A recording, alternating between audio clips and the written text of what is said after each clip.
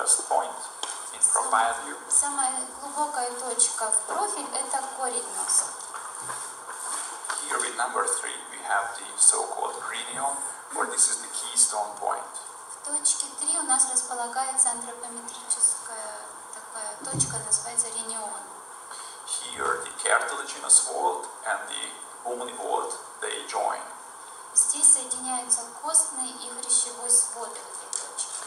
And this is where we see many times the so-called inverted V deformity. И именно здесь зачастую мы наблюдаем деформацию в виде такой перевернутой буквы В латинской. This is a deformity after rhinoplasty. Эта деформация часто возникает после ринопластики. So that's also an area what you probably would like to feel with hyaluronic acid. Поэтому иногда она также корректируется филлерами с гиалуроновой кислотой. Number 4 is the supratip. Номером 4 обозначен надконцевая зона над кончиком носа. This is called supratip break. So in profile view, we usually would like this point to be deeper than the tip. Эту точку еще называют надкончиковый концевой излом. То есть, вот если посмотреть в профиль, то там будет углубление. Эта точка ниже относительно кончика носа. Глубже. And many times after rhinoplasty, we see that this point, the supratip, becomes bulky, becomes higher and higher, because there we have a deformity. This is called the supratip polyweak deformity. И нередко после ринопластики вот в этой зоне надконцевого излома, наоборот, ткани начинают возвышаться. Это называется такая клювовидная деформация. So polyweak deformity can be in the supratip area. То есть это вот деформация, которая локализована в зоне над кончиком носа. This is actually scar tissue after rhinoplasty. Фактически она образована рубцовой тканью после ринопластики. And then the tip. Затем, собственно, кончик носа. And then with 6 you can see the infratip lobule. 6 это подконцевая долька. And then we have here the columella. Под номером 7 у нас колумелла. Here is the seal, the nostril seal. Здесь у нас порог ноздри. And then here we have some little creases. Obviously this is the nasolabial fold. Вот здесь у нас небольшая складочка, и вот здесь носогубная складка. And then we have here an alar crease. Также есть крыльная складка, складка крыла носа. And then if you take a closer look, then you will see Если посмотрите более внимательно вот на эту зону, здесь также можно увидеть that here we have 2 creases. на самом деле два углубления, две такие The so-called supraalar groove, это надкрыльная борозда, which comes from the alar crease straight up to the supratip break. которая идет от складки крыла носа до надконцевого излома. And the other one is here А еще одна борозда вот with здесь. number 10. That's the alar groove. This curves out towards the nostrils. Это алярная борозда, которая совершает изгиб по направлению к ноздри. So probably these 2 are not well known. И вот об этих двух бороздах не так часто говорят. Then in the basilar view, that's what I told you. Вот The вид основания носа и в профиль. glabella, deepest point is radix. То же самое, о чем мы уже говорили. Номер 1 это межбровье, номер 2 это корень носа. And then the junction will be the cranium or the keystone point. Точки 3 это точка рениона, граница хрящевой костной. And as you can see here, this point is half a millimeter deeper than the tip. А в точке 4 вы можете видеть, что эта точка располагается примерно на полмиллиметра глубже, чем кончик. That's the supratip break. This is normal. This is what we want, especially for women, not for Это males. является нормой, особенно у женщин. Это то, что для нас желательно, чтобы было. And then the tip, infratip lobule, Затем кончик columella. носа, подконцевая долька, колумелла. And now you can see these interesting creases. So alar crease, Эти вот борозды, алярная складка, and this becomes the alar groove, которая переходит в алярную борозду. and this straight И вот sulcus here эта is the прямая supraalar groove. борозда, это надкрыльная борозда. supraalar groove. And in basilar view we can see the same. И то же самое, но с другого ракурса, с основания носа. I would like to go through three basic aesthetic concepts. Сейчас хотелось бы остановиться на 3 основных эстетических концепциях, относящихся к носу. Now for us these are obvious, Сейчас для нас очевиден тот факт, but 40 years ago no one have heard about them. но еще 40 лет назад никто об этом не слышал. So the first real aesthetic concept was described by Jack Sheen in 1978. В 1978 году Джек Шин впервые описал, собственно, первую эстетическую концепцию носа. Until that time, surgeons analyzed the nose almost in an architectural manner, in angles, with ruler. So that's a little bit different now. До Джека Шина хирурги подходили к носу как к некой скульптуре с точки зрения архитектурной композиции, то есть измеряли линейкой, измеряли углы и так далее. He was the first one who said that the dorsal aesthetic lines here should be concave, especially for women. Джек Шин был первым, кто сказал, что эстетические торсальные линии спинки носа должны быть вогнутыми, особенно у женщин. So these connect the tip points with the superciliary ridge.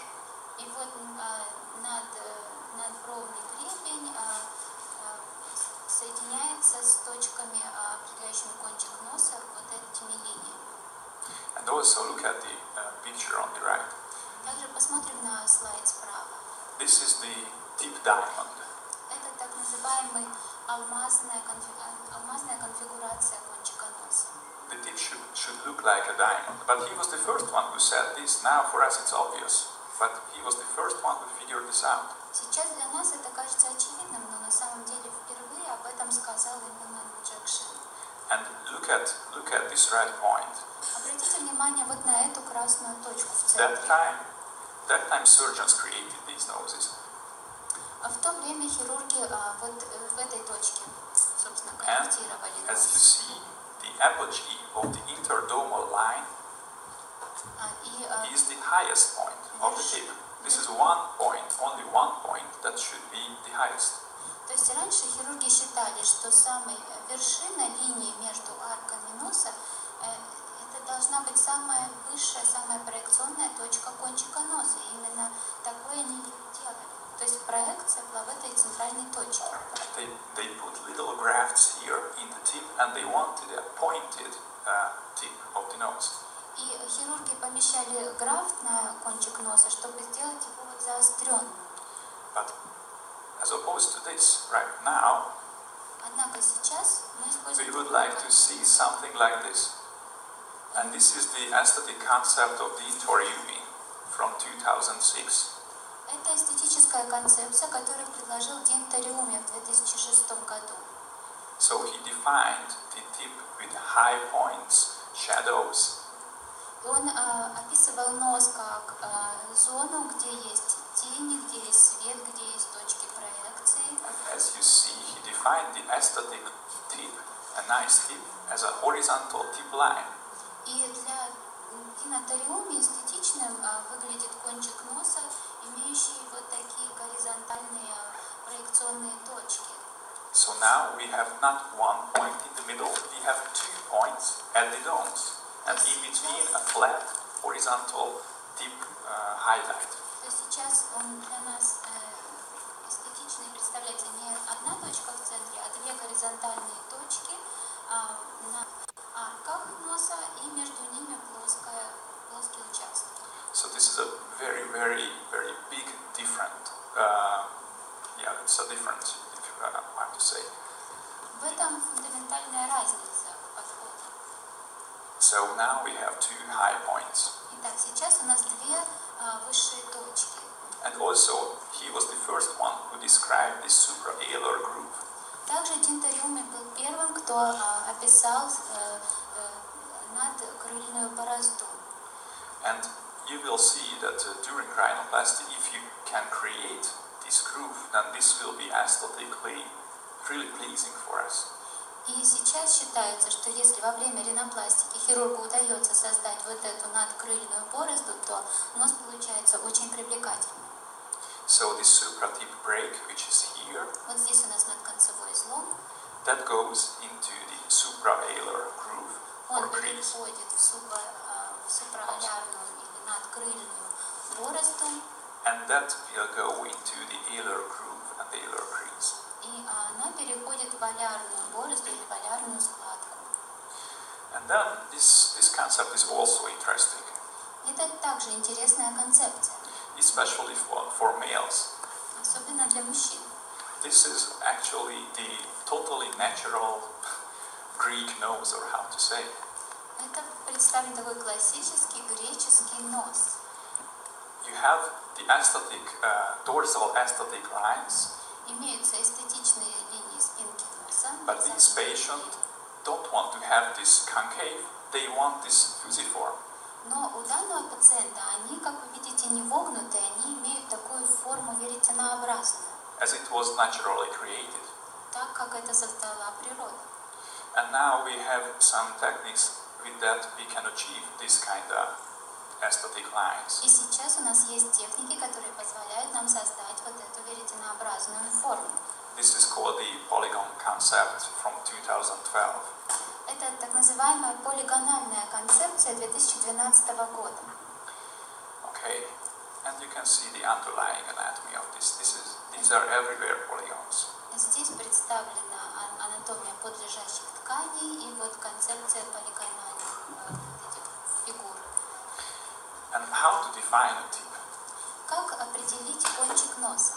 We could say that there is an intrinsic aesthetics, Есть, собственно, внутренняя эстетика носа and there are the extrinsic factors. и есть внешние факторы. An intrinsic tip was described by Jack Sheen as well. Это также была описана концепция Джеком Шином. On the cartilages, we would like to see this tip diamond. Если открыть хрящи носа, то мы также, для нас желательно видеть такую форму алмаза. Look at this, we have naturally this diamond, but it's very wide and big. И этот вот алмаз или ромб, он естественным образом является таким широким, большим. And then, during surgery, we shrink everything and we make sharp edges on this diamond, and that will create a nice aesthetic tip at the end. А во время хирургической коррекции мы корректируем этот ромб или алмаз и оттачиваем его грани, так скажем. So, for example, if you feel this tip, this natural, untouched nose, Если вы пропальпируете неоперированный, естественный нос, then the hyaluronic acid will spread everywhere, and this can also widen the tip and give obviously projection, but this is not so structural than the pre-postoperative и tip. если вы сделаете инъекцию гиалуроновой кислоты, то она как бы растечется по кончику носа, она не позволит создать вот такой четкий ромбовидный кончик. Look at this. If you put your filler on a post-rhinoplasty nose, Если вы вводите филлер пациенту, которого прооперировали look at this, пластический хирург, the cartilages are sutured totally, so that will give you a very strong basement. и вы видите, что хирург сшил хрящи носа вместе, и таким образом создается такое прочное основание. You cannot dilate your domes, your cartilages, because it's sutured together. Поскольку хрящи подшиты вместе, они не будут расходиться в стороны. So that would be the intrinsic tip. И вот это, собственно, внутренняя часть кончика носа. To define the tip extrinsically, Для того, чтобы описать кончик носа извне, снаружи, мы используем концепции следующие. we define its projection, which is actually the height Мы of the tip. используем понятие проекции, то есть это высота. And obviously we have to have a nice rotation angle, which is Также угол ротации. У нас должен быть правильный угол ротации. the angle towards the tip.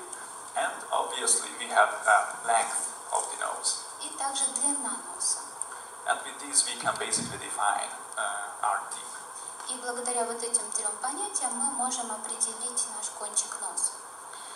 And I would like to teach you how to see through the skin. И моя задача попытаться показать вам, как мы можем видеть сквозь кожу. As you can see, at first we have some skin. Вот здесь вы видите нос, покрытый кожей. And then we have subcutaneous fat. Под ним находится клетчатка, подкожная клетчатка жировая. With the muscles. И также мышцы. And then underneath the muscles we have the cartilaginous and bony foundation of the nose. А под мышцами находится, собственно, хрящевая или костная основа носа. Trust me, you can define these muscles, cartilages, everything in a 1 millimeter range. И вы можете определять вот это и хрящи, и мышцы с погрешностью до миллиметра. So today we would like to learn how to see through this skin. И сегодня, я надеюсь, мы научимся анализировать эти структуры через кожу. Look at this tip. Посмотрите, пожалуйста, на этот кончик носа. Could you tell me where is the lower lateral cartilage, where is the upper lateral cartilage? Where are the muscles here? Вы можете определить, где здесь находятся нижние латеральные хрящи, верхние латеральные хрящи, где мышцы? So at first to do this, we have to describe those surface landmarks, what we already discussed. Для начала нам нужно вспомнить о тех поверхностных топографических ориентирах, о которых мы уже говорили. We were talking about the infratip lobule. Мы говорили о подконцевой дольке. This area is the tip. Вот эта зона 3 – это кончик носа. And then this is the supratip. Это надконцевая зона. And here's the scroll area. А вот эта зона, так называемая зона скролл, там, где соединяются верхние And here латеральные this хрящи. whole thing is the alar wall. А вот здесь у нас Or стенка nasal wall крыла and носа. alar. So, if we take off the skin, Если мы уберем слой кожи, then we see the underlying cartilages. But how do we define where are these cartilages? то мы увидим хрящи. Но как же нам понять, где они находятся?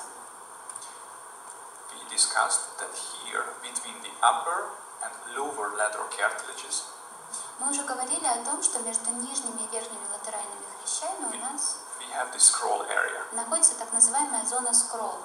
If you touch your Если вы nose, пропальпируете свой нос, then you will feel that this goes up easily. и вы можете ощутить, что он легко поднимается вверх. And you will feel on your lateral nasal wall А сбоку на боковой стенке носа, в области ската носа, that the lower lateral cartilage scrolls a little bit on the upper lateral вы cartilage. можете ощутить перемещение нижнего латерального хряща по верхнему. So you can, if you really palpate your nose and you try to feel, То есть вот если вы пропальпируете, then попытаетесь ощутить это, you can feel where is the scroll area. то вы можете пальцами ощутить, где находится эта зона скролл, зона соединения хрящей. So you can define where is the border between the lower lateral cartilage and upper lateral cartilage. И таким образом вы можете определить границу, где проходит эта граница между хрящами.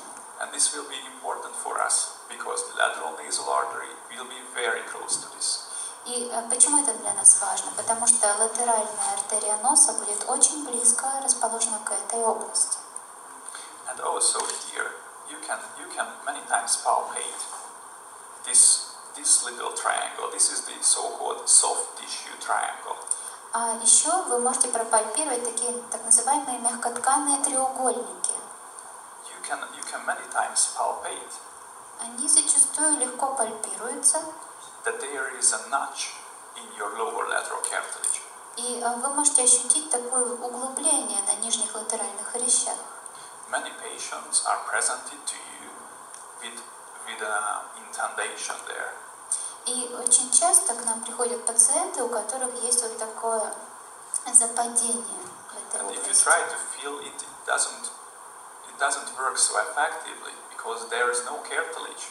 И когда вы пытаетесь заполнить это филлером, то эффекта особого не бывает, потому что там нет хрящевой основы. So we can really learn this, that from this surface we have to define the scroll, we have to define the upper and lower lateral cartilages. И таким образом мы можем научиться определять, глядя на нос, где находится зона скролла, где находятся верхние и нижние хрящи. In the alar base we can do the same. То же самое мы можем проделать с основания носа. Obviously we have columella. Вот здесь у нас колумелла. This is the columella pillar. This is the widest, the narrowest point of the columella. Самая узкая часть колумеллы — это такой столбик колумеллы. And then the widest point of the columella that will be created. Затем идет самая широкая часть колумеллы. You can see it's created by the foot plates. Вы видите, что она образована основаниями ножек. And you can see that the lateral wall at the alar rim. Здесь вы видите, что латеральный край крыла носа This is soft tissue. — это мягкие ткани. So this is totally different from the other part of the nose. И эта зона совершенно отличается от других участков носа. Okay, we just should go through these landmarks. Nostril sill.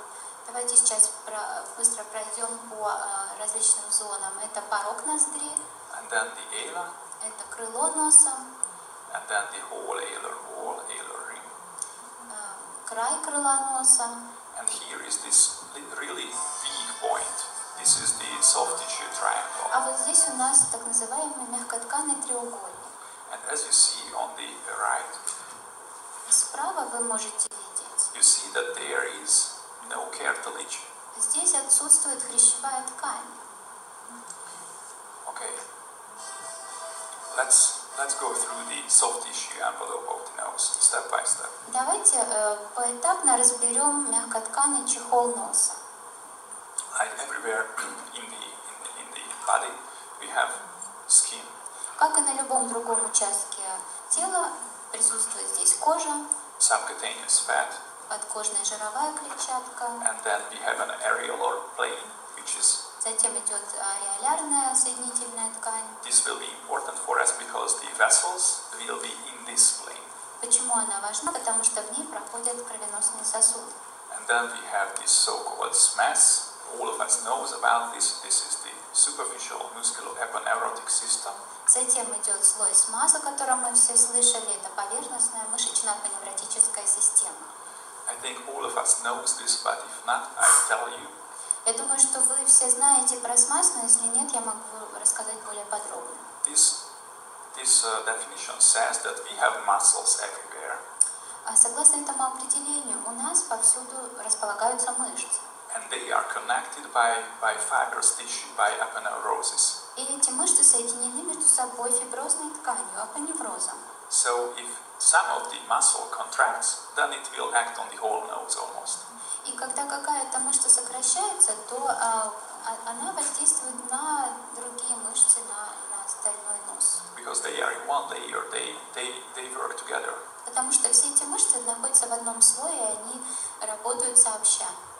And then we have a very important layer. This is the deep areolar layer. Затем у нас идет очень важный слой, это глубокая ареолярная ткань, или соединительная ткань. Do you know what areolar means exactly for a surgeon? Вы понимаете, что значит ареолярная ткань для хирурга? I don't know if you are totally familiar with this, but this is really a plane where we can easily dissect. Для хирурга это та плоскость, где отслойка происходит очень легко. This means that we have a space То есть у нас есть некое пространство between the perichondrium and periosteum между надхрящницей и надкосницей and between the muscles. и мышцами. So if we were a surgeon, then we would go there because it's easily to go there. И если бы мы с вами были хирургами, то мы бы стремились попасть в это пространство, потому что в нем отслойка происходит легко. And also this is the place which is relatively avascular. Кроме того, это относительно бессосудистая плоскость. So we instill our hyaluronic acid into this deep areolar layer. Поэтому мы можем вводить гиалуроновую кислоту в этот глубокий ареолярный слой. Because it's easy to feel there, Потому что его легко заполнять, and it's usually really it's avascular. и к тому же там нет сосудов кровеносных. So it's safe and good. Поэтому безопасно. So these are the layers. Вот таковы слои мягких тканей. So again, we have this skin, И еще раз проговорим. Значит, у нас есть кожа. and then we take off the skin. Убрали мы кожу Then we see this. и видим подкожную жировую клетчатку. Here, it's we can see a little bit that we have in particular areas subcutaneous fat. Мы видим, что жир, эта подкожная жировая клетчатка, она присутствует не везде, но на определенных участках. But we see that it's whitish. It's not fat. И мы видим белесые такие участки, где нет жира. And we will talk about this, that in the nose, the distribution of the fat is absolutely not uniform. И мы еще поговорим о распределении жира в области носа, которое является абсолютно неоднородным. So the next layer will be this superficial areolar layer. Следующий слой – это слой рыхлой ареолярной ткани And поверхностной. this layer is important because the vessels are mostly here. И этот слой для нас важен тем, что в нем в основном располагаются кровеносные сосуды. So, and we take off the subcutaneous fat, Теперь мы уберем подкожную жировую клетчатку and we will see this. и увидим вот это. These are the muscles of this mass. Это мышцы, относящиеся к слою с массой. Obviously, we all know we have here the procerus muscle, Мы все знаем, какие это мышцы. Это мышца процерус, this big triangular muscle, вот это большая треугольная is мышца. the transversalis muscle or musculus nasalis pars transversa. Это мышца носа, ее поперечная порция, парс трансверсалис. Here laterally we have the levator labii superioris alaquenae. Латеральнее располагается элеватор верхней губы и крыла носа. And then we go deeper, we take off the muscles, Если мы уберем этот слой мышц и перейдем глубже, and then we see the foundation, то the мы whole увидим nose. основу носа. So this is the layer. These are, we have to really distinguish where is cartilage, where is bone, because if we would like to inject deeply, then we have to know it. И для нас, если мы хотим делать глубокие инъекции, важно понимать, где находится костная ткань, а где находится хрящевая ткань в области носа.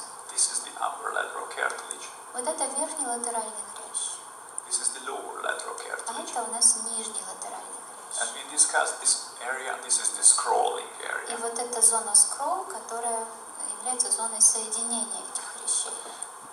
So we went through these layers. Итак, мы прошли через Let's- эти слои. Let's talk about these individual these layers separately. Давайте поговорим о каждом из этих слоев отдельно. Where is the thickest this soft tissue envelope? Где чехол мягких тканей является наиболее толстым? We can say that in the lower half, lower 1/3, Мы можем сказать, что это нижняя половина или нижняя треть носа. this soft tissue is really thick, И здесь мягкие ткани действительно толстые, while in the upper part, тогда in the как middle part, в средней и в верхней части носа it's much thinner. ткани гораздо тоньше. And then in the radix, again, we have very thick soft tissue envelope. А в области корня носа мягкие ткани опять становятся очень толстыми. Okay, then look at only the skin. Epidermis, dermis, nothing else. Давайте посмотрим только на кожу, эпидермис и дерму. The soft tissue thickness is determined not only by the subcutaneous fat and muscles, Толщина мягких тканей определяется не только толщиной подкожной жировой клетчатки и объемом мышц. this is also determined by the thickness of the dermis. Она также определяется толщиной дермы. Look at this on the left. Давайте посмотрим на картинку слева. Here's a little ruler. Здесь вот небольшая линейка показана. It's absolutely reliable. И это достоверные размеры you can see that the epidermis and dermis is about 1.5 millimeters, so very thin. Вы видите, что толщина эпидермиса и дермы составляет 1–1,5 миллиметра, то есть очень тонкий While слой. look at the other side. Посмотрите с другой стороны.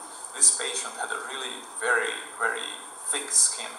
У этого пациента кожа очень-очень толстая. But it was mainly not the subcutaneous fat or muscle. Но толщина мягких тканей не столько из-за клетчатки и мышц. Look at this. This was dermis. It was almost 3 millimeter thick. It's amazing. Удивительно, но толщина дермы здесь почти 3 миллиметра. Obviously, it's pathological, but still. Это, безусловно, некий вариант патологии, но тем не менее. Sometimes dermis is really, really thick. Иногда действительно у наших пациентов дерма очень-очень толстая. Even in the middle, which should be the thinnest. Даже в средней зоне, где ткани должны быть максимально тонкими. So let's go through a couple of extremities. Давайте посмотрим на две крайности. This patient has very, very thick skin. Вот у этого пациента очень-очень толстая кожа.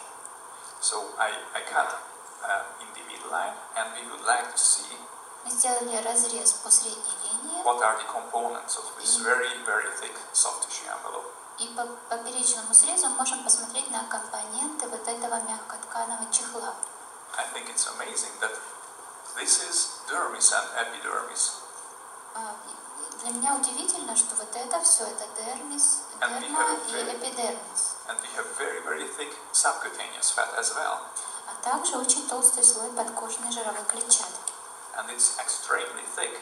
Look at the ruler, it's at least 6 or, I don't know, 3 plus 3 millimeters. Если мы посмотрим на линейку, то здесь получается практически 3 плюс 3 миллиметра. Probably you have to preconditionize these skin before treating it. И очевидно, что перед тем, как приступать к коррекции такого носа, нужно что-то делать. I don't know, do you use steroids into the skin to treat the thick skin? Используете ли вы стероиды для коррекции толстой кожи? Because there are studies that it's long-term not so reliable, but in short-term you can treat this and preconditionize this very, very thick pathological skin. Потому что есть соответствующие исследования, которые говорят о том, что в краткосрочной перспективе использование стероидов действительно позволяет оптимизировать толщину кожи. So very thick dermis, very thick subcutaneous fat. Итак, здесь очень толстый слой дермы, подкожной жировой клетчатки. And what is important for us that the procedures is lying on the lying on the bone, really on the bone. И здесь, что важно, что процерус здесь лежит непосредственно на кости, глубоко. In frontal view we can see the same. То же самое мы можем видеть в анфас. We can see that the transversalis Мы in здесь cross-section, видим в поперечном сечении мышцу трансверсалис, and we can see very, very thick subcutaneous fat and very, very thick subdermis.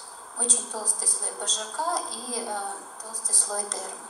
And look at this patient. Посмотрите, пожалуйста, вот на этот слайд. This is really, really thin. Здесь очень тонкие ткани. You can see here the ruler. Вот если посмотрим на линейку, So you have 1 millimeter, 1 point, I don't know, very thin dermis and epidermis, очень тонкий слой дермы и эпидермиса, and almost absent subcutaneous fat. и практически отсутствует подкожная жировая клетчатка. Yes, in the radix you have some, but almost nothing. В области корня носа чуть больше объем, толщина, но тем не менее недостаточно. Mostly this is filled here with the procerus muscle. И здесь объем в основном образован мышцей процерус. So you just have to keep in mind that the different skin thickness can really affect your injection depth. То есть вы должны понимать, что толщина мягких тканей, она действительно оказывает большое влияние на эффективность вашей коррекции. So in frontal view, the same skin, thin skin patient. Это вид спереди, пациент с очень тонкой кожей. you can see that how thin is the skin normally here.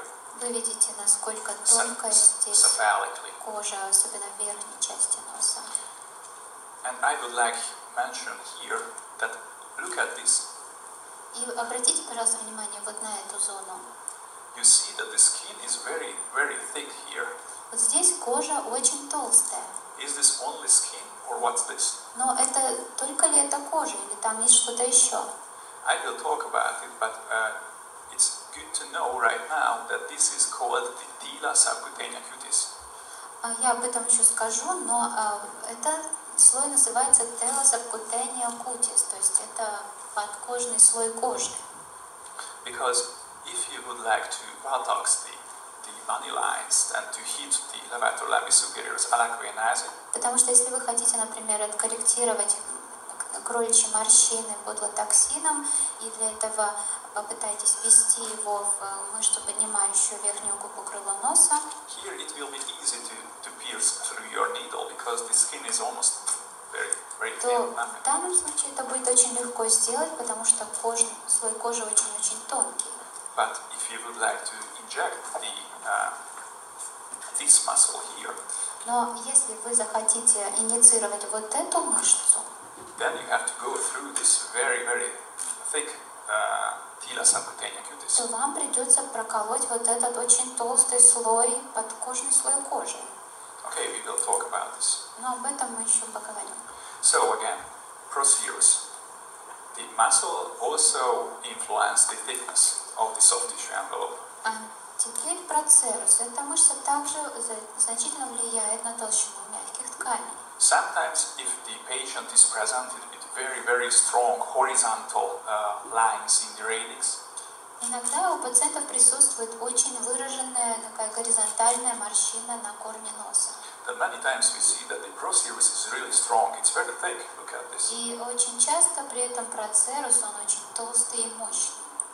While in patient with weak procerus and no horizontal lines, the procerus even can see it.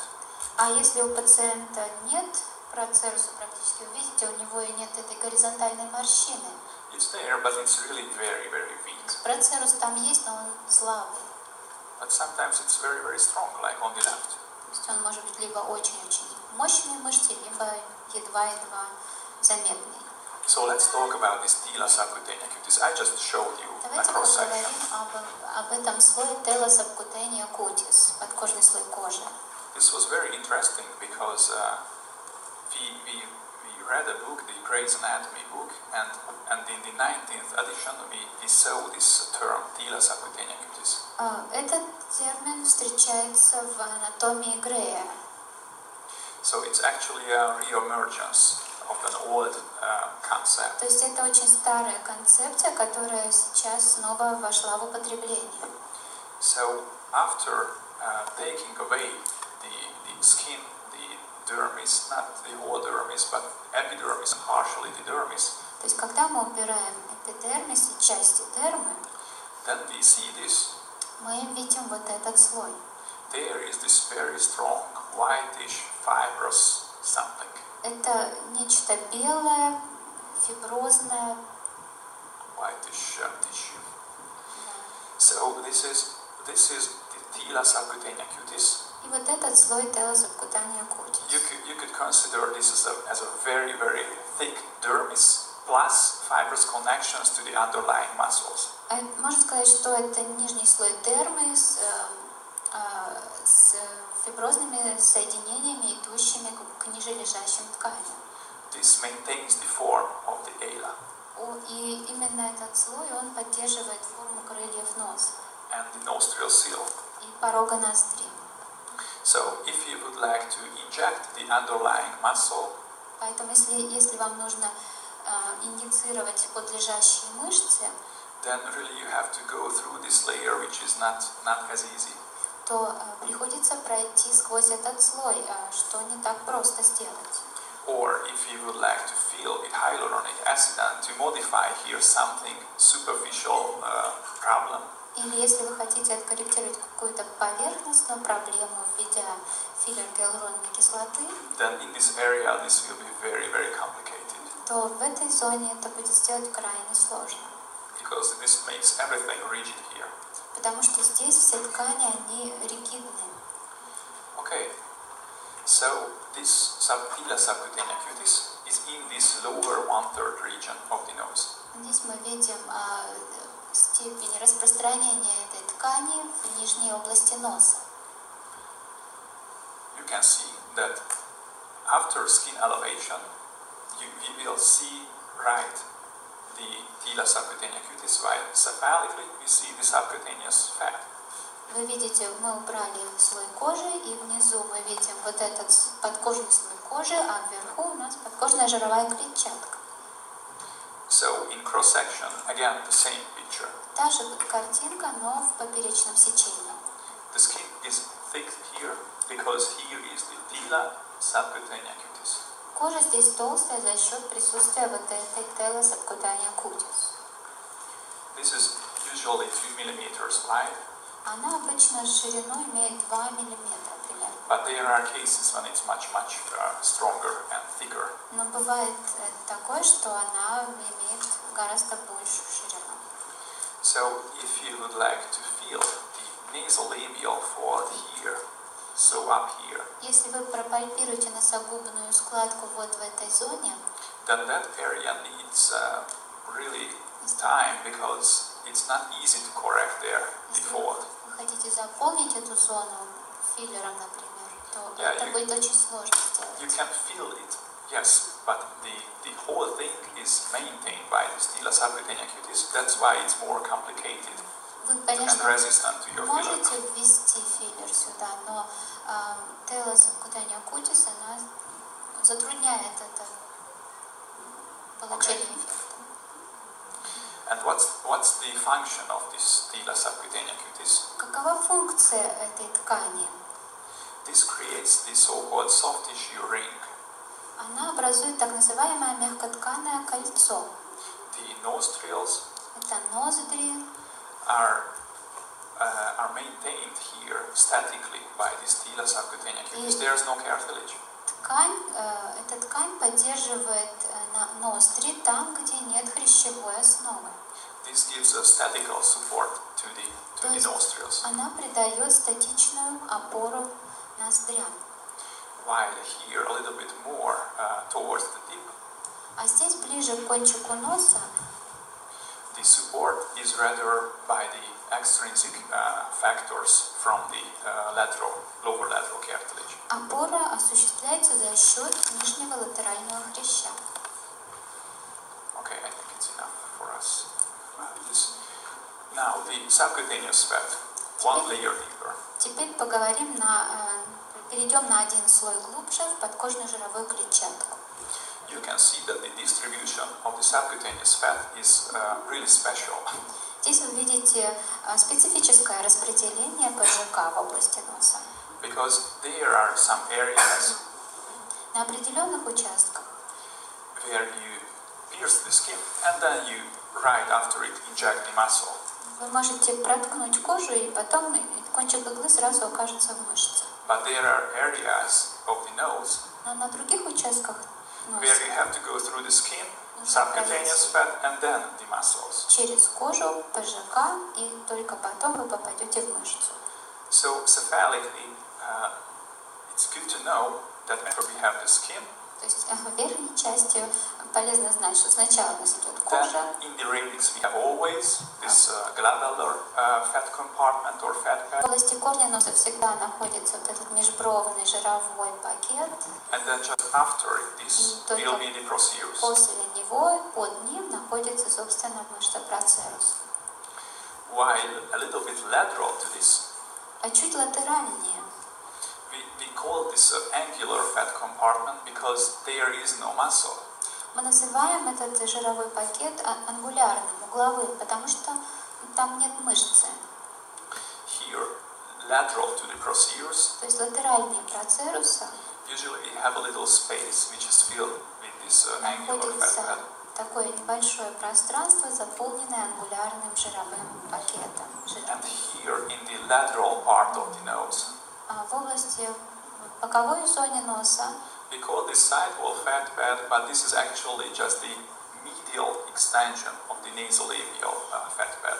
Мы называем этот жир латеральным жиром бокового ската носа, но фактически это просто отрог медиального жира щеки, можно сказать. So if you would like to treat the levator labis superioris alacrinasing, which creates the bunny lines, если вы хотите откорректировать леватор верхней губы и крыла носа, который создает кроличьи морщины, then it's good to know that this muscle is very superficial, close to the skin, here cephalically. То полезно знать, что вверху эта мышца находится очень поверхностно, близко к коже.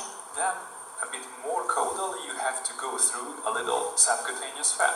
А чуть ниже нужно уже пройти через небольшой слой ПЖК, и затем только вы попадете в мышцу. And then down here at the modulus, если мы пойдем вниз к the muscle will медиолусу, be again a little bit more superficial. But we will talk about this. мышца опять становится более поверхностной, но об этом мы еще поговорим позже. And obviously we have here this central subcutaneous fat compartment with tip fat, suprative fat and scroll fat. Также здесь в центре есть подкожный жир, жировой пакет, который образован жировым пакетом кончика носа, над кончиковым жировым пакетом и жировым пакетом зоны скролл. But here in the tip we would like to inject a little bit deeper. Но в области кончика носа мы делаем инъекцию чуть глубже. Into the interdomal fat pad, not in this. В жировой пакет, который располагается между арками. So in lateral view we can see this distribution again. Мы опять же видим это распределение жира, подкожной жировой клетчатки в профиль. That from here laterally we have this side wall fat from the nasolabial fat compartment goes on the nose a little bit. Жировой пакет расположен в области ската носа. Here centrally here's a lot of fat. В центре достаточно много подкожной жировой клетчатки. And obviously here in the radix we have И also также в области корня носа достаточно выражена ПЖК. But in the other places, like in the middle, Однако на других участках носа, например, по средней линии, here's almost no subcutaneous fat. ПЖК практически нет. So with the Botox, we can just go through the skin and then afterwards we can hit the muscle. То есть если мы колем ботулотоксин, то мы проходим через кожу и сразу оказываемся в мышце. So what we would like to inject in the tip, that's the so-called interdomal fat pad. Когда мы работаем с кончиком носа, то нам желательно попасть в жировой пакет между арками. So the hyaluronic acid, to be safe in the tip, Для того, чтобы безопасно ввести гиалуроновую кислоту в область кончика носа, if you inject it deeper, если вы делаете инъекцию глубже, obviously this will be safer, то это будет безопаснее. but obviously less effective. Но и по понятным причинам это будет менее эффективно. But this is normally relatively avascular fat pad. Но этот жировой пакет, он достаточно аваскулярный. So actually this is between the cartilages, between the domes. То есть это фактически жировой пакет, который располагается между арками, хрящевыми арками. So it's nothing really sophisticated. It just says that fat which is in between the domes, that's the interdomal fat pad, and that's the place where we would like to put the hyaluronic То acid. есть здесь ничего сложного нет, это просто жировой пакет, который располагается между арками нижних латеральных хрящей, и именно туда мы вводим гиалуроновую кислоту. But you have to keep in mind that this is not the subcutaneous superficial fat, it's a bit deeper between the domes. Важно понимать, что это не подкожный жир, это более глубокий жир между арками, между хрящевыми арками. But these are those extreme cartilages. Однако есть такие случаи, когда хрящ имеет патологическую форму. Look at this. This is this reciprocal middle crust. Вы видите вот такие изогнутые средние ножки. Actually, we don't have here this interdomal fat pad. Здесь практически нет этого жира между арками хрящевыми. All of the fat will sit on the cartilages. И весь жир располагается сверху на хрящах. While in the other cases, this is this over-divergent, divergent, this slightly divergent, and this is this straight type. Вот здесь два типа. Здесь вот с широкой дивергенцией средняя картинка показывает широкое расхождение и прямое расположение. Just it's good to keep in mind that if the cartilages are deformed, then it's not so easy to inject safely. Просто хотелось бы сказать о том, что когда имеются разного рода деформации хрящей носа, то инъекции проводить становится не так просто. So, interdomal fat pad, it's here, between the domes, Итак, вот between the этот cartilages. жировой пакет, который располагается между арками хрящей носа. That is where you can put your filler. Это то место, куда мы можем вводить наш филлер. And look at these arteries. Посмотрите, пожалуйста, вот на эти артерии.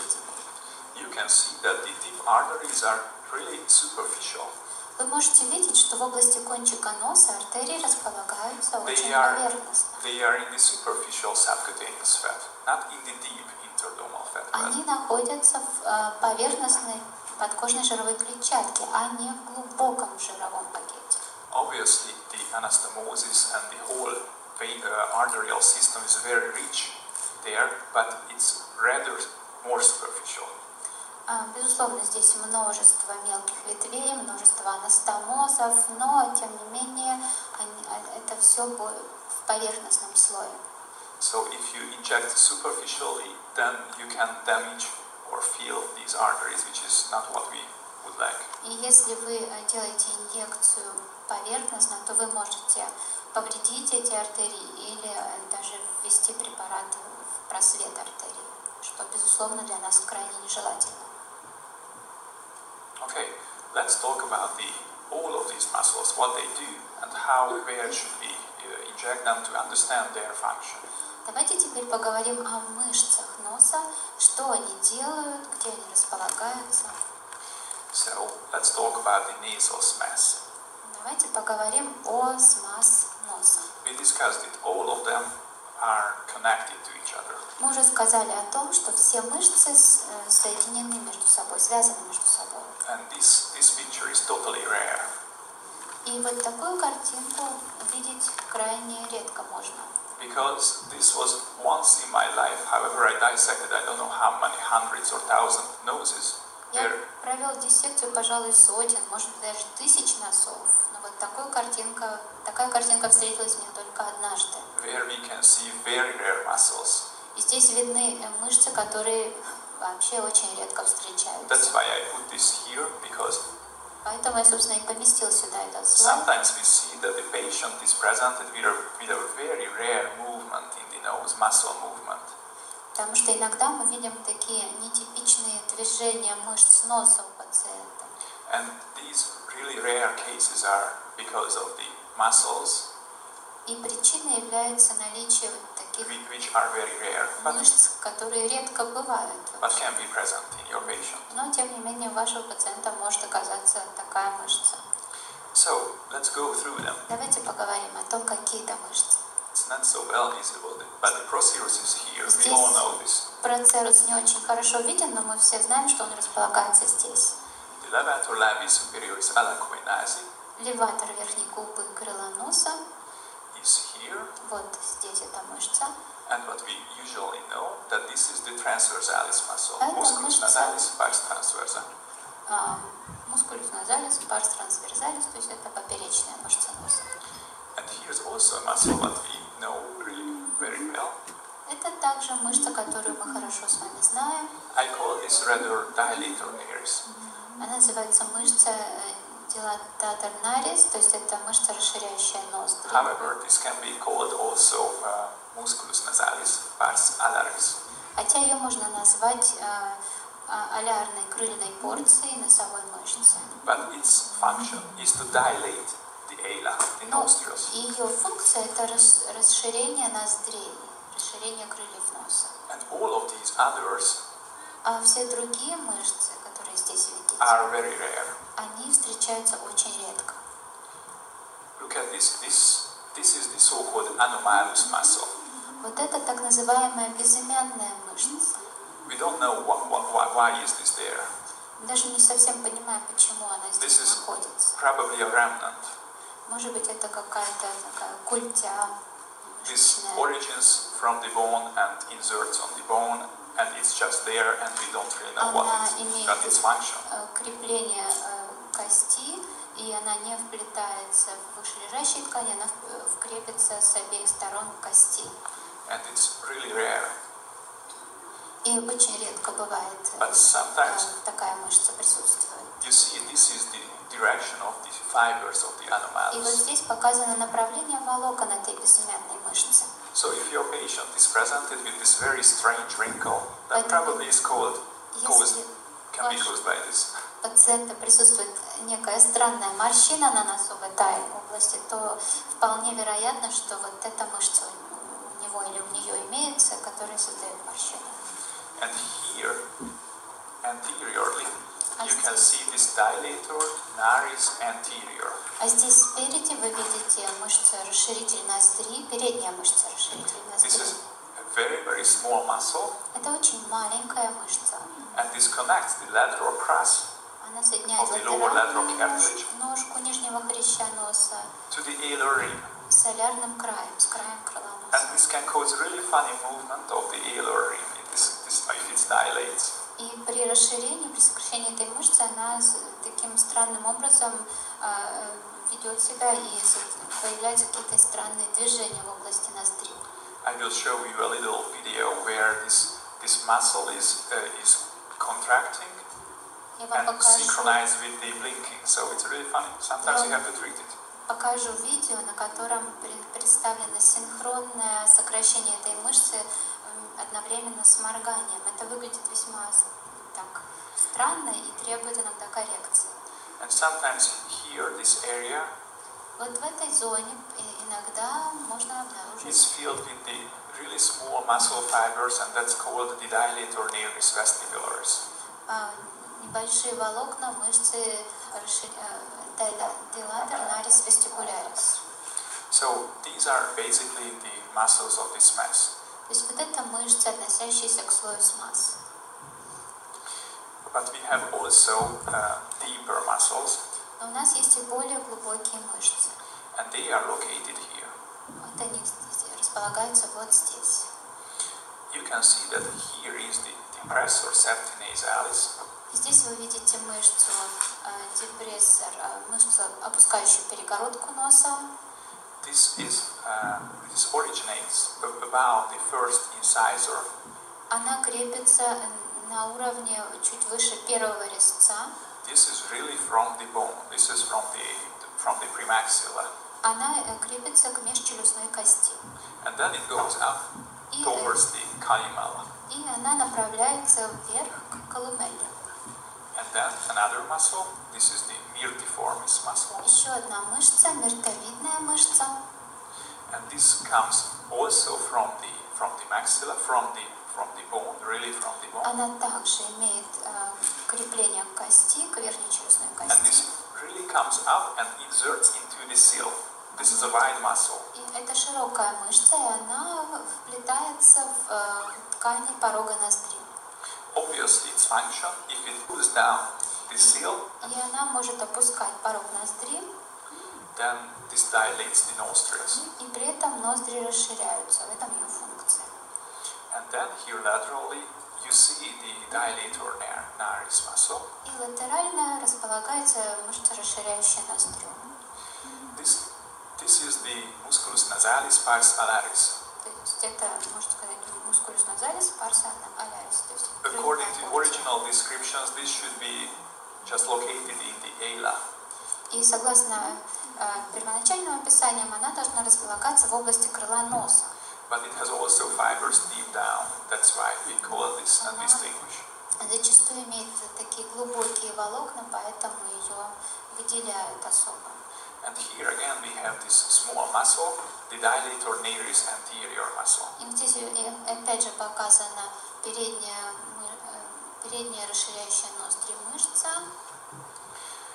This is not the deep group, but I would like to Это show you. не мышца глубокой группы. But here is the transversalis. И здесь у нас мышца трансверзалис, поперечная. As you see, it's triangular. Как вы видите, она имеет форму треугольника. And goes deep down on the bone.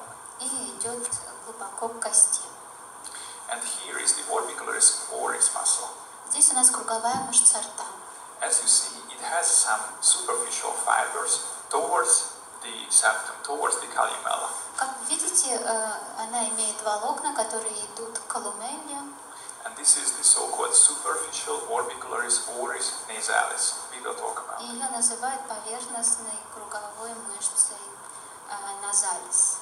So let's try to somehow divide these muscles. Давайте попытаемся каким-то образом функционально разделить эти мышцы на So категории. we have elevators. У нас есть мышцы-элеваторы. They shorten the nose and dilate the nostrils. Они укорачивают нос и расширяют ноздри. We all know these.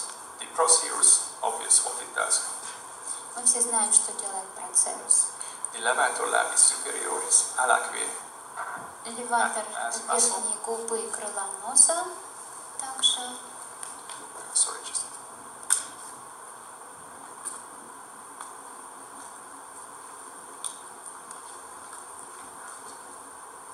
So then we have these depressors.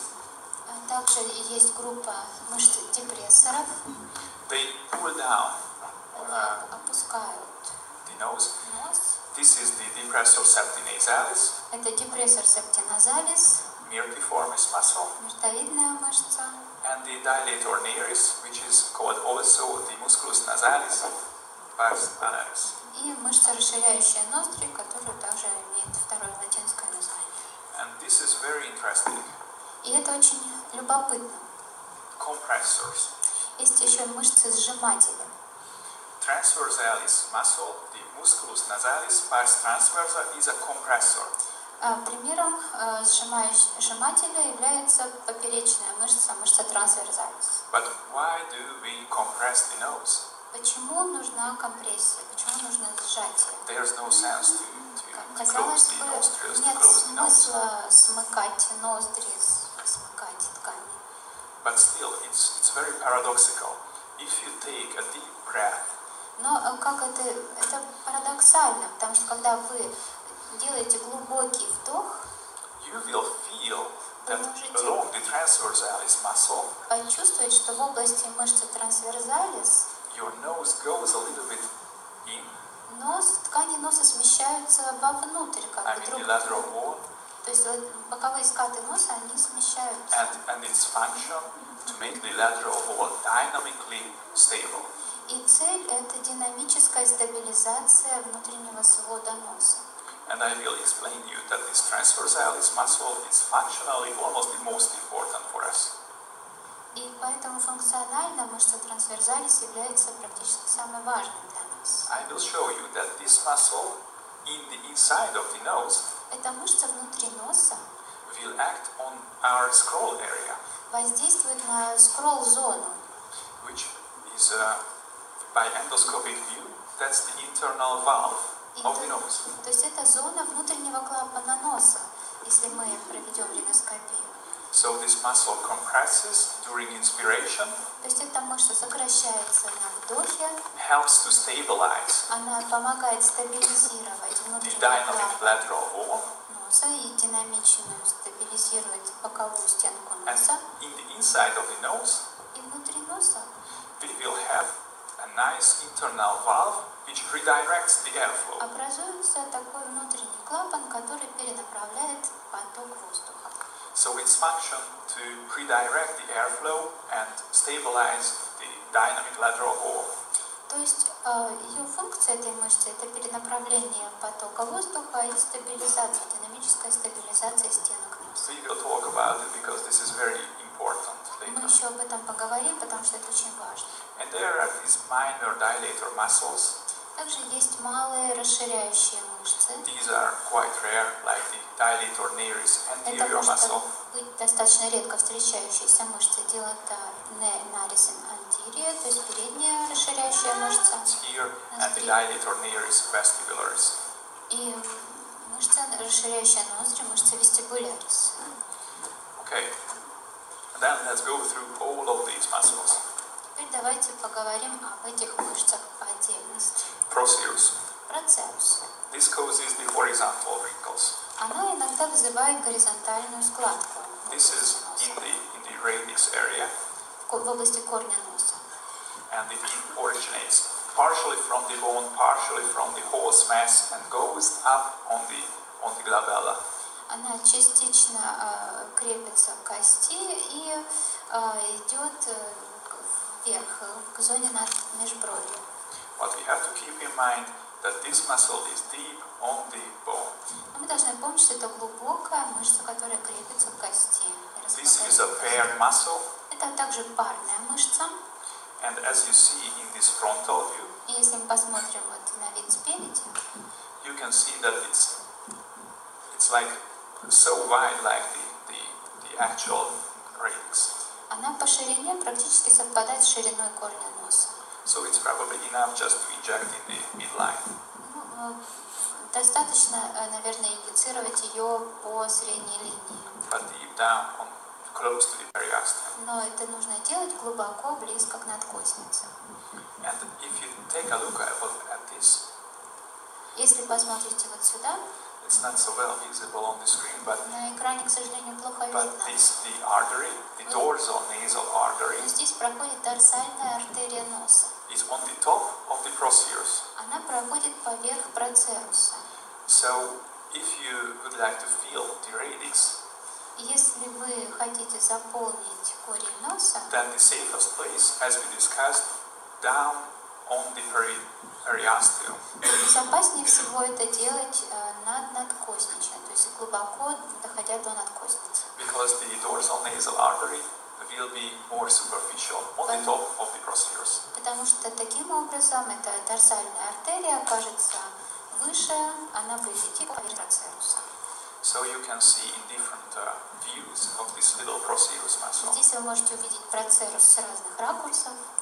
And we discussed that above the procerus muscle we have the glabellar fat pad. И мы уже говорили о том, что поверх процеруса располагается межбровный жировой пакет.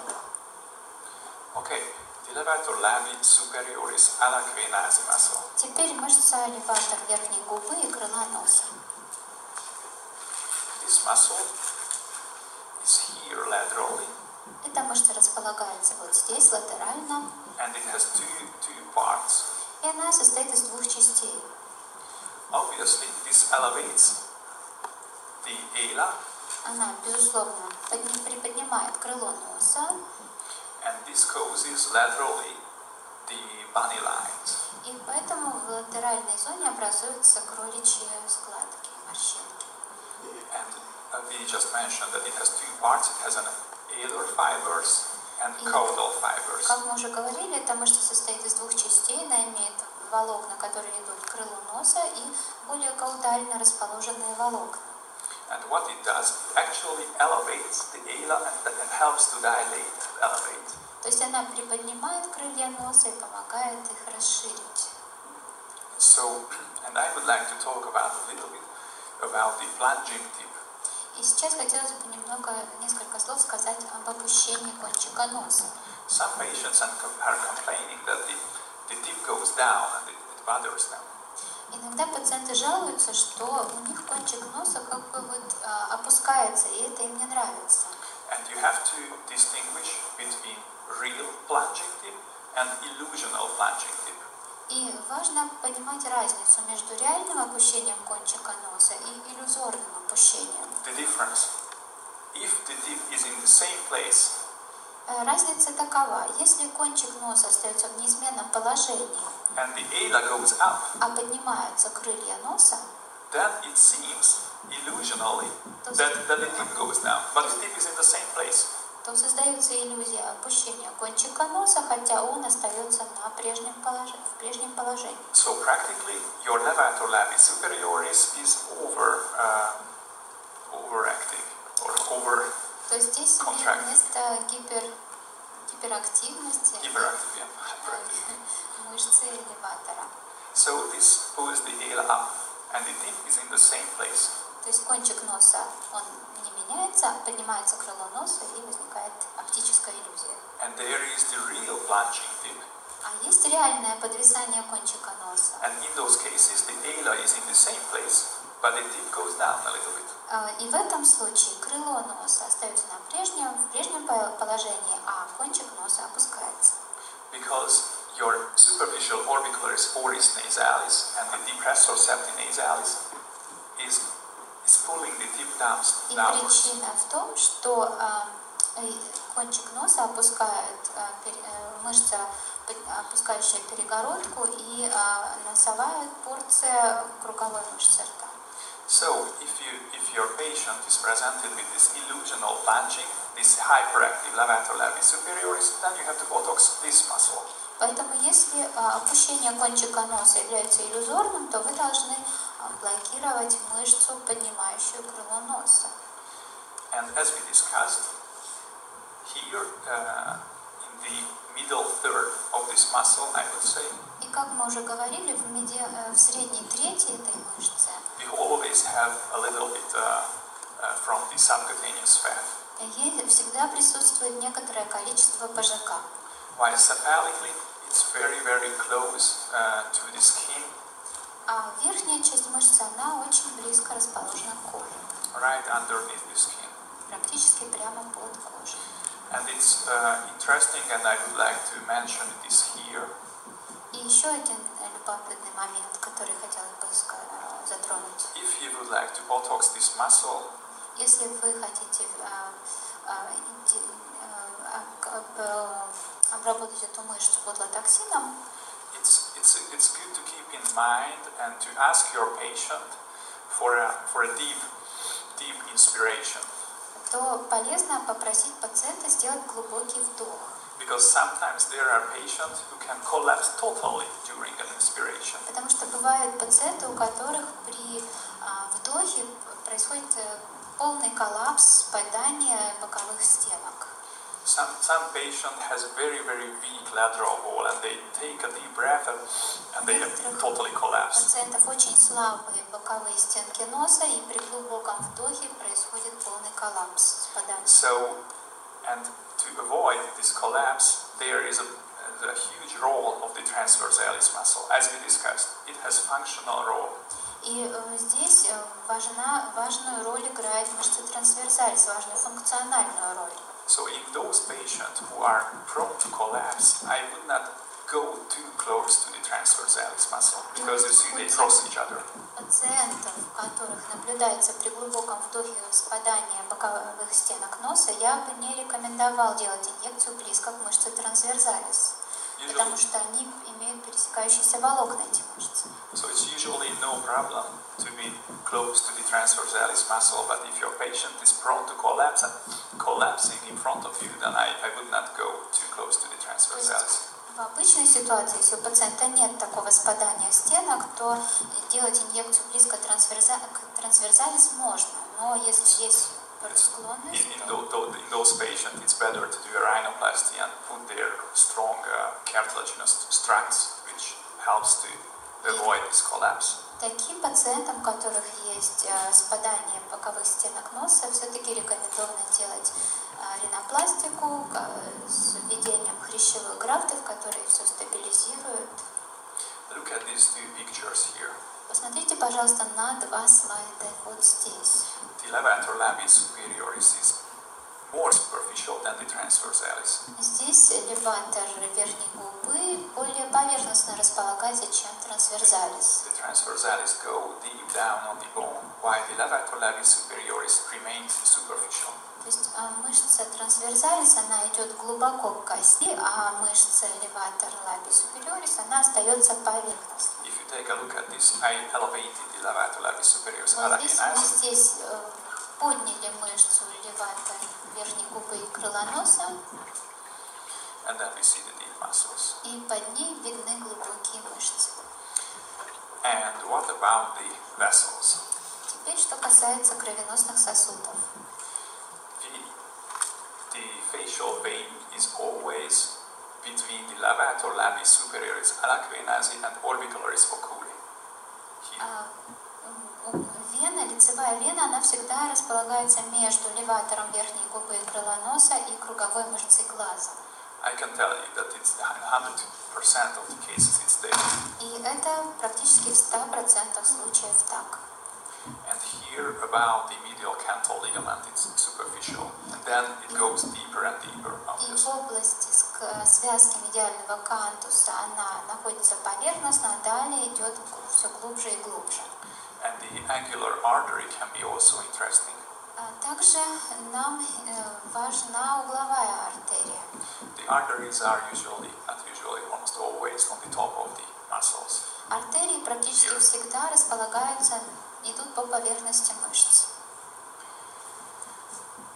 But we will talk about the teardrop deformity, so we will approach this area. Мы еще поговорим об этом, когда будем говорить о слезной борозде. I know that this is not totally the nose, but we are very close, so it's good to understand. Это, конечно, уже выходит за пределы области носа, но поскольку это смешно, тут тоже важно понимать. We all know this. This is the lid-cheek junction. Мы все знаем, что это граница века и щеки. And this medial part of the lid-cheek junction, И медиальная часть этой границы it's many times referred as the teardrop deformity. зачастую именуется слезной бороздой. So why do we have this, and what muscles do you create Почему this? она возникает и какие мышцы участвуют в ее возникновении? We have to know that this teardrop deformity is really where the malar fat pad ends. То есть мы должны понимать, что эта слезная борозда возникает там, где заканчивается малярный жировой пакет. So we have here from the cheek a malar fat pad, and it has a cephalic border, and there we have То есть по верхнему краю малярного жирового пакета у нас зачастую и наблюдается слезная борозда. some descriptions says that this is between the orbicularis oculi and the levator labis superioris alaquinasi, but that's not true. Иногда вы можете прочитать, что слезная борозда располагается между круговой мышцей глаза и леватором верхней губы и крыла носа, но на самом деле это не так. That can cause also a little crease, but that's rare. Эти мышцы могут образовывать небольшую складку, но это редко так бывает. This is caused rather the really interesting anatomy of the orbicularis oculi muscle. То есть эта борозда все-таки определяется анатомией круговой мышцы глаза. You can see if I take off this malar fat pad, then Если мы уберем малярный жировой пакет, I will still see orbicularis oculi fibers то мы видим волокна круговой мышцы глаза underneath the fat. под этим жиром. And this is two different parts of the orbicularis oculi. Это две разные порции круговой мышцы глаза. We have a palpebral portion and Есть an orbital portion. палпебральная и орбитальная порции этой мышцы. Look at this, here will be our teardrop. И вот именно здесь у нас располагается слезная борозда. So let's try to understand its intrinsic anatomy. Давайте попытаемся разобраться с этой анатомией этой зоны. So we have this palpebral part, Итак, that's у in the нас palpebra, есть палпебральная порция круговой мышцы глаза and the orbital part. и орбитальная порция. And the insertion of the muscle is totally different.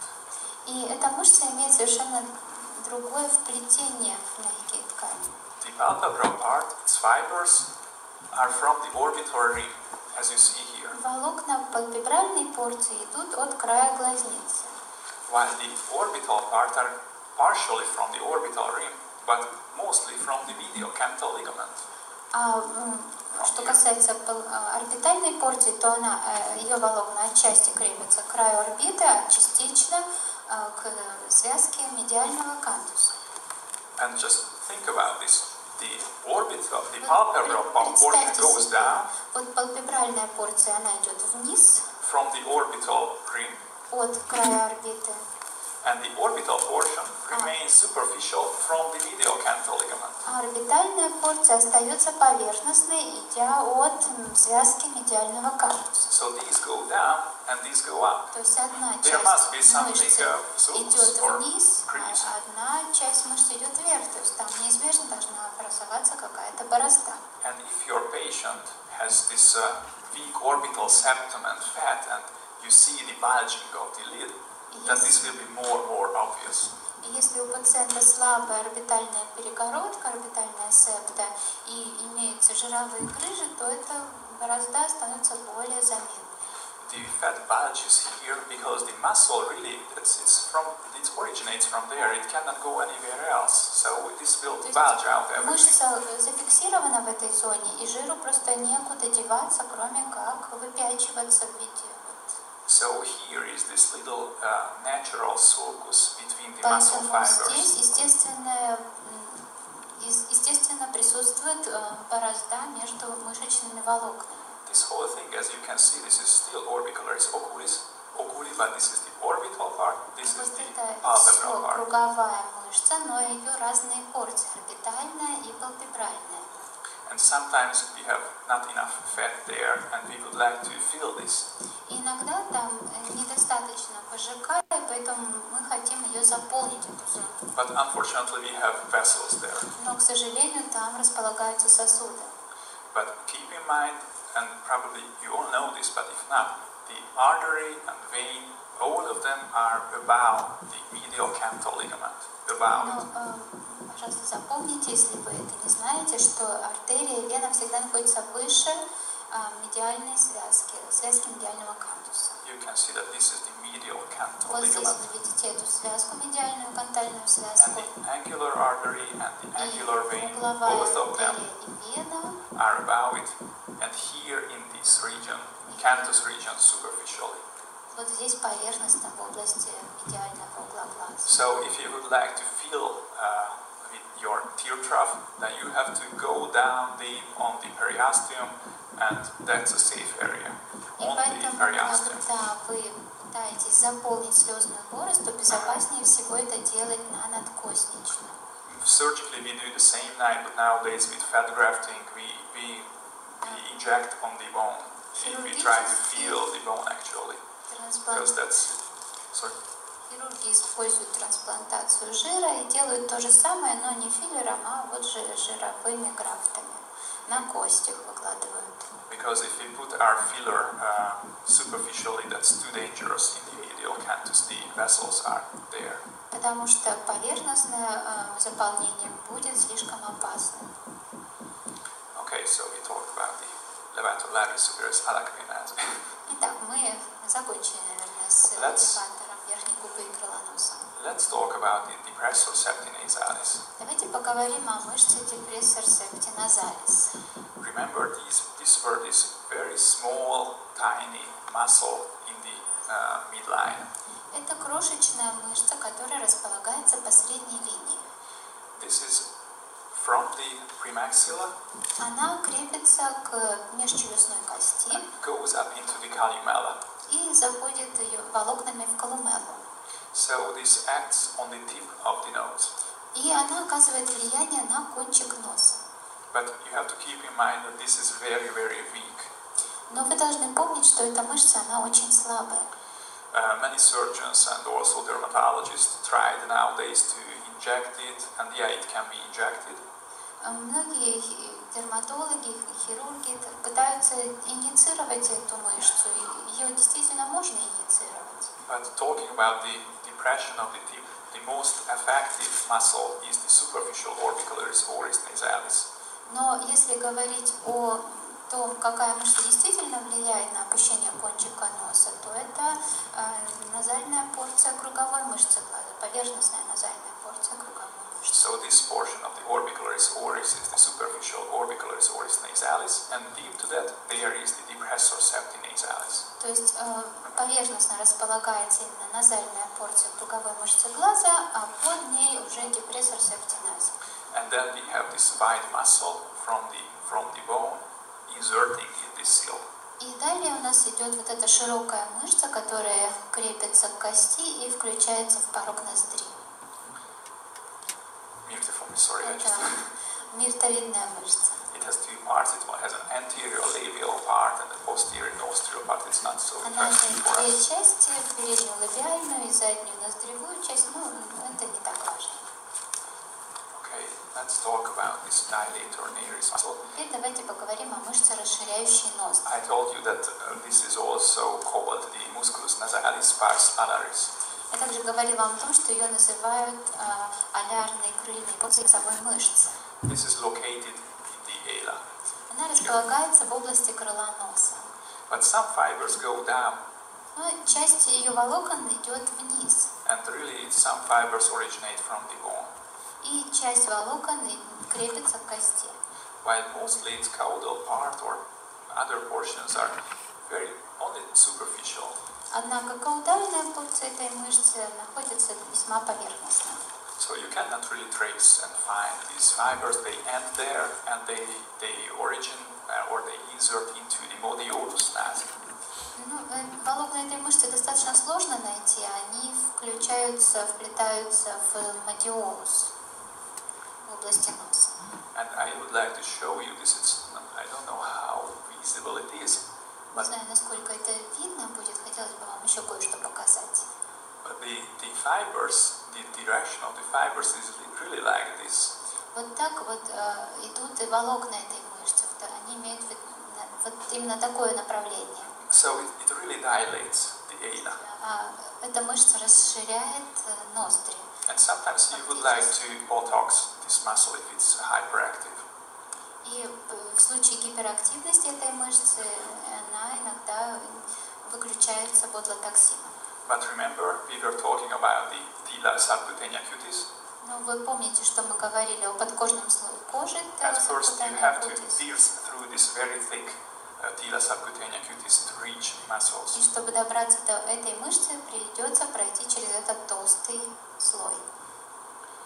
So the transversalis muscle, Мышца трансверзалис, classically as the musculus nasalis pars transversa, just it's shorter, that's why I like this. это более короткое название, есть более длинное латинское, которое только что озвучили. We were talking about its function, Мы говорили уже о ее функции, but it's also interesting that this transversalis muscle, но еще любопытно то, что эта мышца, its caudal end, so the ее borders, каудальный край is usually along the scroll. располагается обычно вдоль зоны скролла, What зоны we can соединения хрящей. define easily. We started the whole discussion with То, что мы можем легко определить по торну. the definition of the scroll. And along this edge of the transversalis muscle, there is always the lateral nasal artery. And the lateral nasal artery is very usual, so we usually И find them. по краю вот этой мышцы всегда располагается Lateral nasal artery. латеральная носовая артерия, практически всегда. In the lateral wall, this is usually there and always along the transversalis И muscle. она всегда идет продольно относительно этой мышцы трансверзалис. We can see this little video. Мы сейчас посмотрим вот это небольшое видео. You see that this is the Вот transversalis смотрите, muscle вот and эта мышца трансверзалис the lateral nasal artery on both sides и латеральная носовая артерия с обеих сторон. are here Вот она здесь присутствует. along the transversalis muscle. И она идет по краю мышцы трансверзалис. And then from this point we have many branches Yes. anteriorly towards the tip. И здесь от нее отходит множество ветвей кпереди, к кончику носа. So this is called the alar arcade. And Это by the way, называется артериальной дугой, крыльной дугой. and I would like to show you this mucosal space. This is a surgical concept, but it's good Еще to know. хотелось бы вам показать, рассказать о хирургической концепции слизистого пространства, так называемого. So if your patient is prone to collapse or actually collapsing, Если у пациента склонность к спаданию стенок носа при why вдохе, not to block this muscle? почему бы не блокировать вот эту мышцу? This is a nose, and you see that this is here the mucosal space. Здесь вы видите вот это вот слизистое пространство. It's a triangular space. Это такое треугольное пространство. There is no bone, there is no cartilage. This is very weak. Это очень слабая зона, потому что там нет ни костной ткани, ни хрящевой ткани, только слизистая. As you can see, the transversalis muscle overlies this. Как вы видите, это пространство покрыто мышцей трансверзалис. so this muscle contracts. Actually, this is a compressor. То есть это мышца сжимателя, она And сокращается. dynamically, with its compressing, with its compression, it stabilizes this dynamic lateral wall. И динамически, когда она сокращается, она стабилизирует боковую стенку носа. So that's also the billows of the nose. It's Это like a как billow. кузнечные меха, да, вот она действует вот таким же образом примерно. We have this transversalis muscle, and then we have a ligament. То есть там есть мышца трансверсалис, затем связка. And this is here, this is called the piriform ligament. Вот это периформная связка, связка грушевидного отверстия. So let's go back and understand its function. It's very Давайте important. поговорим о функции, это очень важно. Surgically, these are absolutely well-known things, but you have to be also aware of this. Хирурги хорошо знают это, но и вам также это будет не лишним. In the inside of the nose, there are valves. Внутри носа, в носовой полости располагаются клапаны. They help to redirect the airflow. И их задача – перенаправление потоков воздуха. And I cut through the nose, and I wanted to show you in front of you these valves. Я сделал иссечение тканей носа, чтобы продемонстрировать вам эти клапаны носа. And for us, the most important is this internal valve. Для нас самым важным является внутренний клапан, вот этот. You can see that the cartilages create their real corner. Вы видите, что хрящи создают такой конус. Because the air comes in here and goes, and this valve Воздух redirects it. поступает вот сюда, достигает этого клапана и меняет направление. And this redirects the airflow towards the upper meatus. И воздух поступает в верхнее отверстие носовой полости. So this transversalis muscle helps to adjust this internal valve. И мышца трансверсалис, она помогает регулировать работу этого внутреннего клапана. But it really can be problematic if the patient is collapsing. But if it's not, then it's... Но это только если у пациента нет коллапса, спадания боковых стенок при вдохе. So you can see the same Здесь in то же this самое. picture. We have the lower lateral cartilage. This is a cross section. Это поперечное сечение, нижний латеральный хрящ показан желтым, And here is this upper lateral и cartilage. верхний латеральный хрящ показан голубым цветом. And this thing is the internal valve. There is a block. И вот здесь, собственно, находится внутренний носовой A valve. клапан. And this is the normal shape. This is an S-shape normally, but it can be pathological. Like Нормальная this. S-образная And форма positional for строения underwriting better. хрящей, но бывает и патологическая зона, скролл-зона, вот как вы видите на соседнем слайде. And let's talk about the minor dilators. Давайте поговорим о малых расширяющих мышцах. They are very rare. They are usually not present in the patients, but we have to be aware of this. Зачастую эти мышцы даже не выражены, их как таковых нет, но иногда они присутствуют, и нам нужно о них знать. Look at this patient. It's very funny. Посмотрите, пожалуйста, вот на это очень интересное видео. Посмотрите на нос. Do you see? Oops. Go back. Do you see what happened? Вы видите, что происходит, когда она моргает? It's pretty funny. Sometimes your patient will come in and complaining about this. И иногда к нам приходят пациенты с такой жалобой. And this movement is caused by this dilator nares anterior. И это движение вызывает мышца dilata nares anterior. And this is pathological. This is called the oculonasal synkinesis. И эта патология называется околоназальной синкинезией. So you have to treat buttocks, this little muscle here. Можно откорректировать ботулотоксином эту маленькую мышцу и решить проблему, Because this bothers your patient. потому что она мешает нашим пациентам. So that's the reason why I wanted to talk about the dilator nares Именно anterior. поэтому я решил рассказать об этой мышце. let's talk about this modiolus nasi, because many times Давайте поговорим о носовом модиолусе. we treat the whole modiolus. Очень часто, когда мы делаем инъекции, мы корректируем эту зону целиком.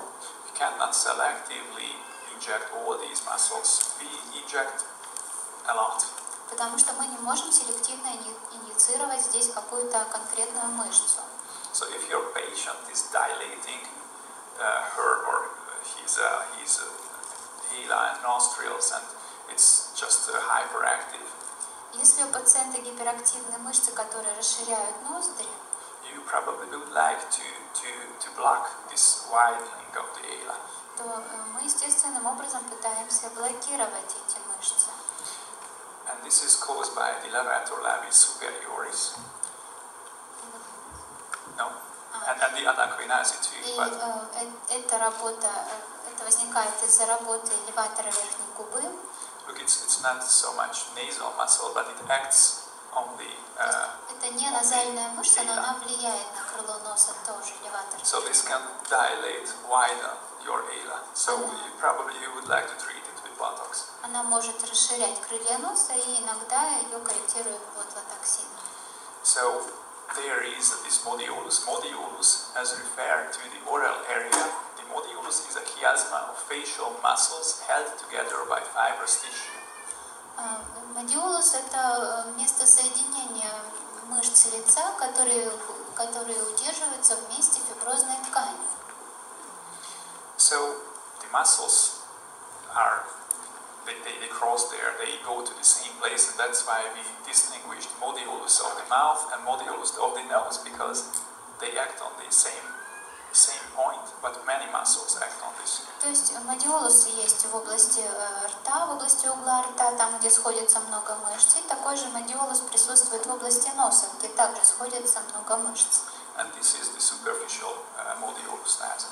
И назальный модиолус является поверхностным. And there is a deep layer of this, and this is caused by the dilator nares and the myrtiform muscle.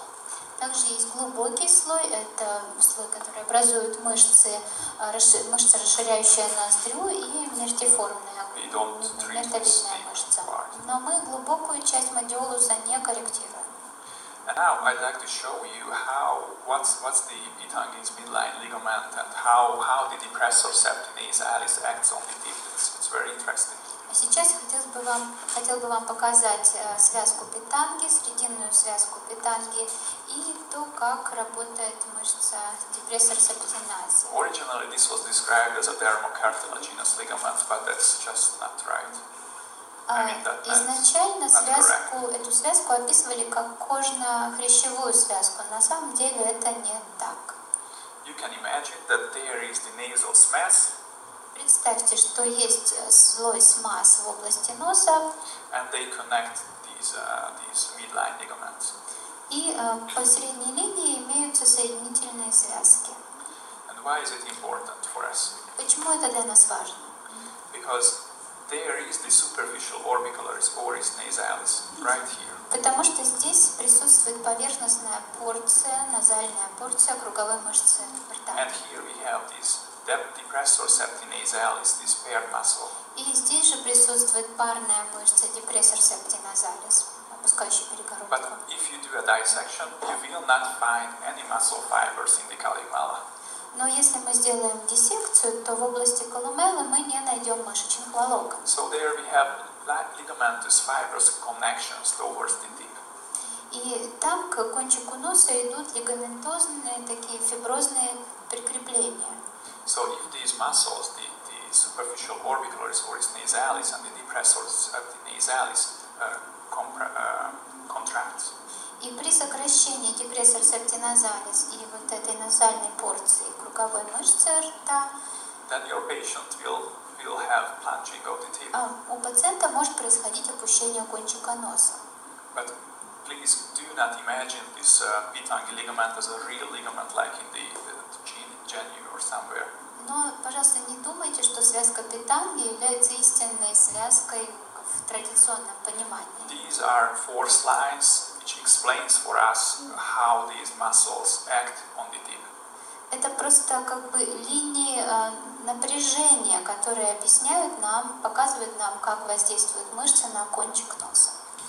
So let's see in cross section where are these muscles. Давайте еще раз посмотрим на эти мышцы в поперечном сечении. Obviously we have skin and then a little subcutaneous fat. Безусловно, есть кожа, небольшой слой ПЖК. And then from the orbicularis oris we have fibers towards the columella. И от орбикулярис орис отходят волокна в направлении колумеллы. This portion is the superficial orbicularis oris nasalis. И эта порция мышцы называется поверхностной назальной порцией орбикулярис орис. And then deeper we see that we have here fat. Глубже у нас располагается жир. Right in front of the anterior nasal spine. Прямо перед передней осью носа. We are in the midline, that's very Мы important. сейчас Totally по in the средней midline. линии находимся, точно по средней линии. Why we cannot see the depressor septi nasalis, these two little muscles? Почему же мы не видим здесь вот этих двух маленьких парных мышц, депрессор септи назалис? Because they are bilateral. Потому что они располагаются латерально. They are not in the midline, they are a little bit on the both sides of the anterior nasal spine. Они располагаются по бокам от передней ости носа, поэтому мы их по средней линии не видим.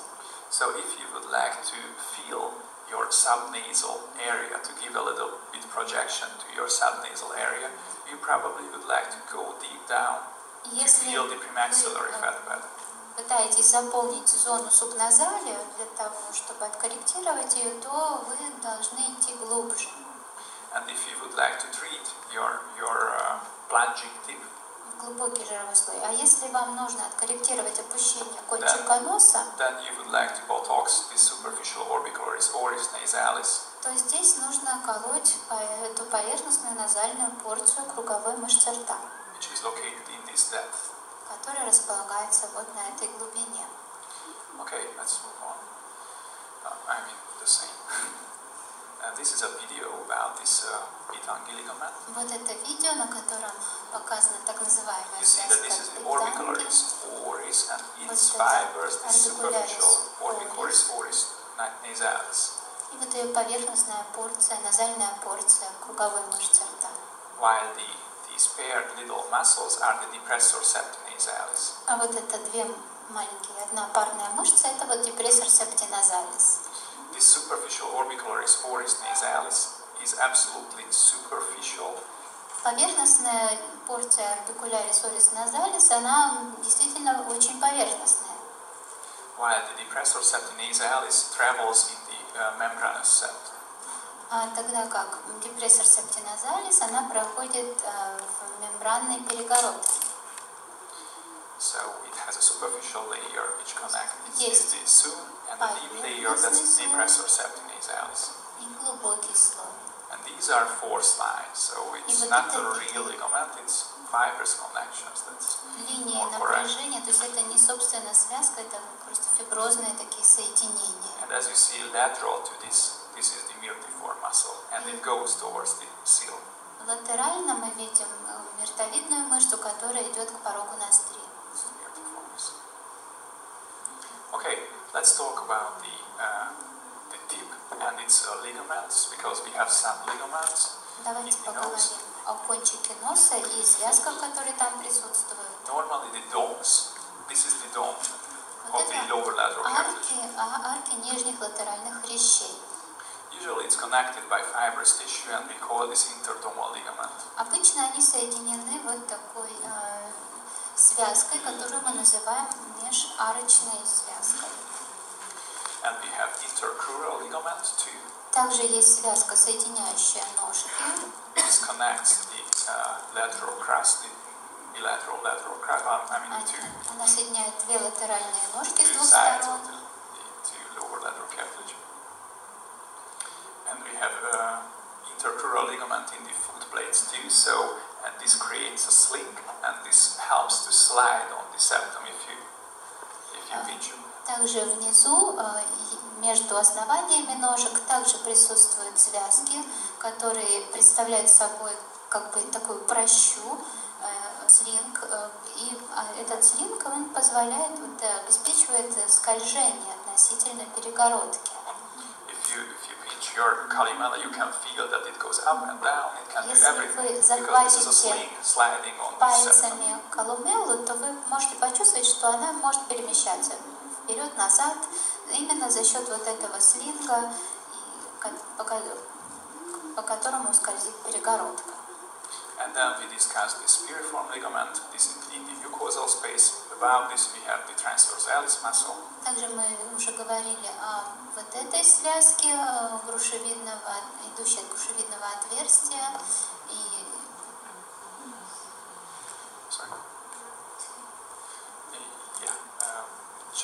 I told that the piriform ligament is in this mucosal space, and the mucosal space is the place prone to collapse, and this is supported dynamically by the transversalis muscle.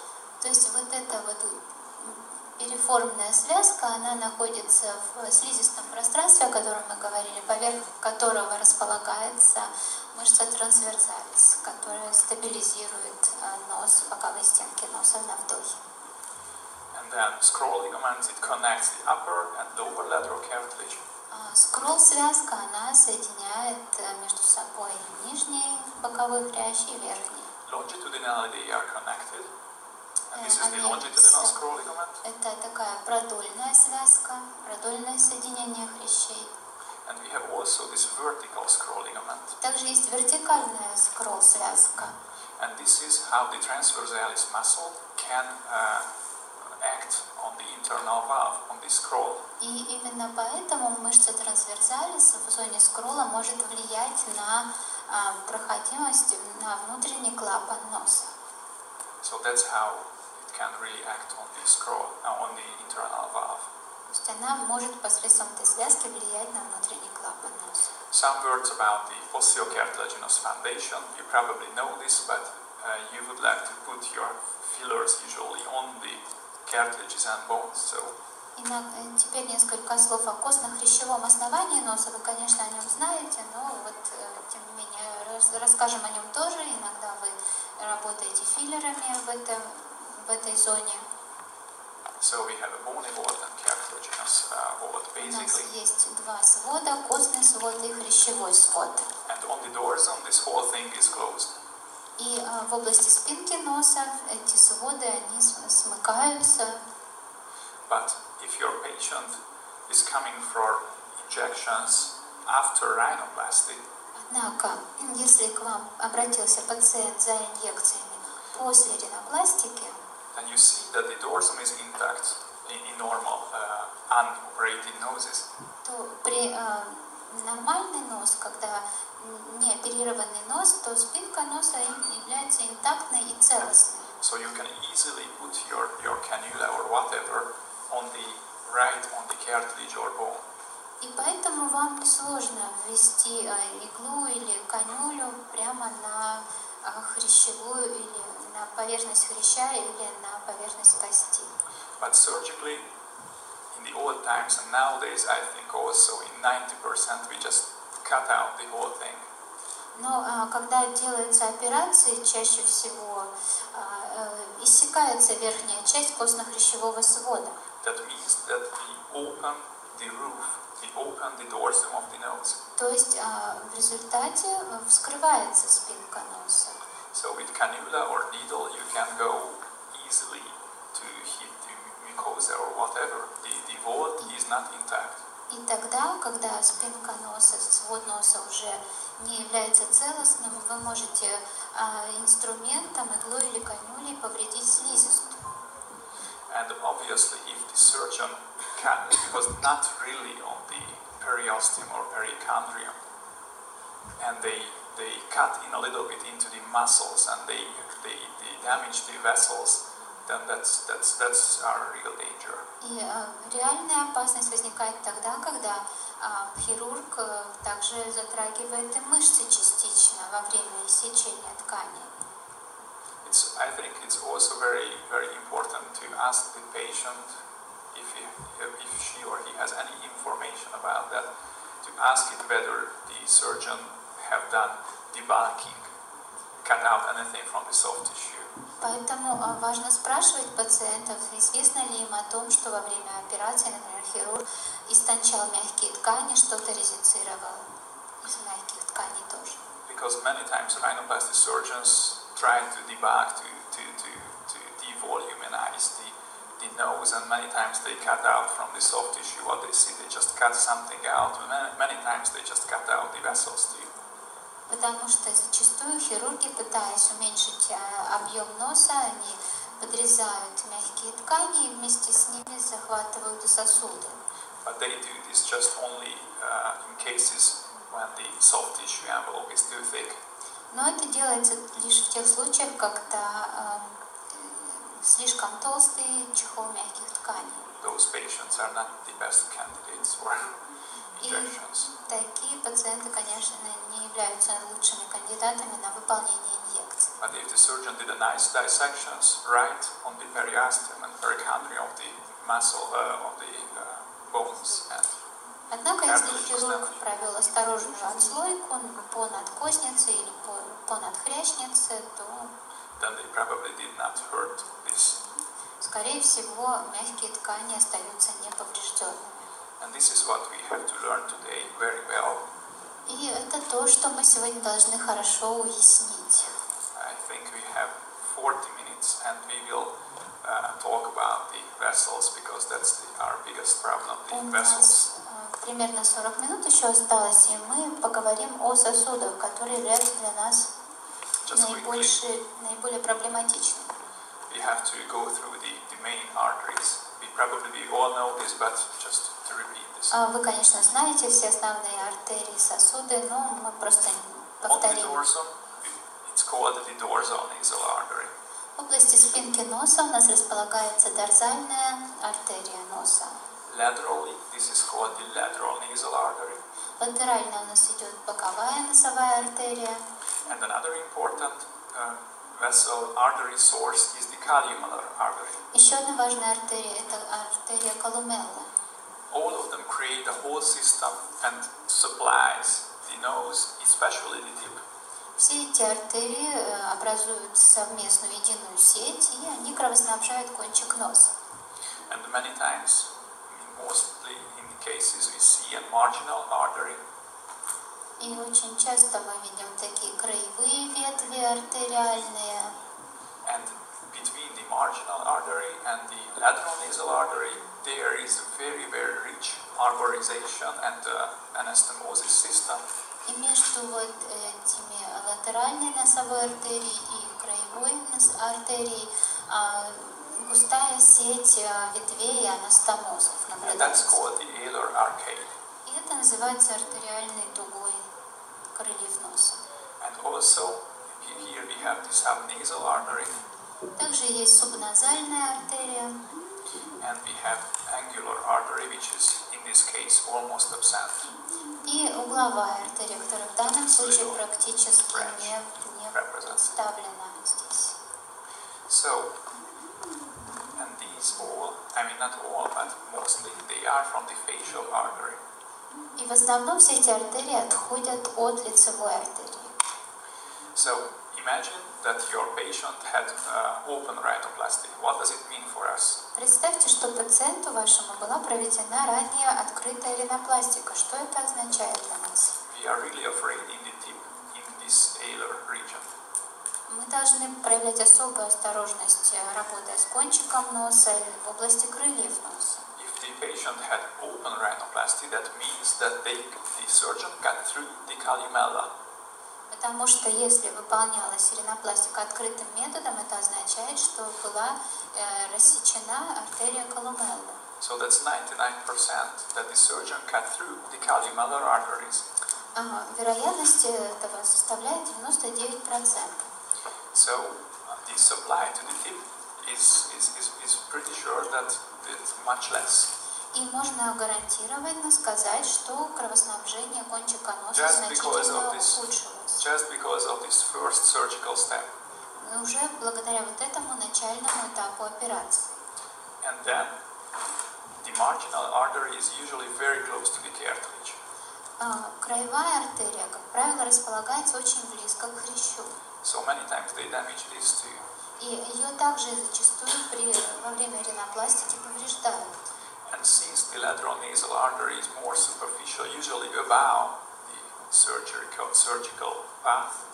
И боковая носовая артерия, она обычно располагается поверхностно и находится выше плоскости хирургической отслойки. So usually they don't damage this, but И obviously anything can happen if the scissors just damages the vessel, then that was.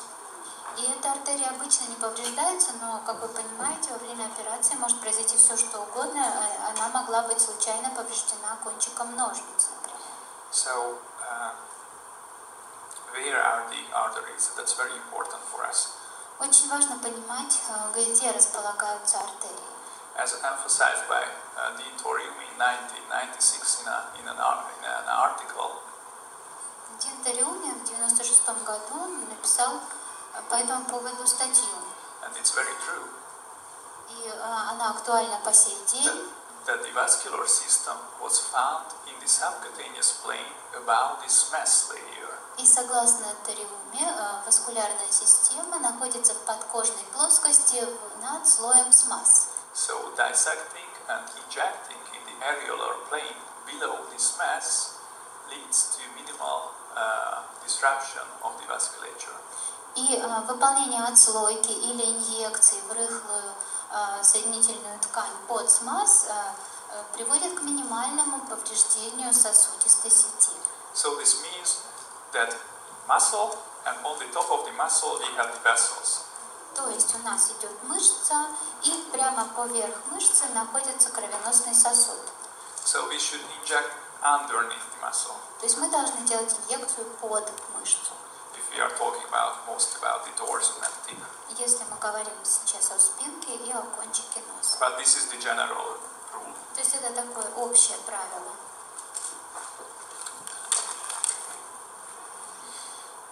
Let's see the basic patterns of the vasculature. Вот это основные типы кровоснабжения на лице. In an atlas, you can see that we have nice facial artery, and this will become an angular artery. This is totally rare.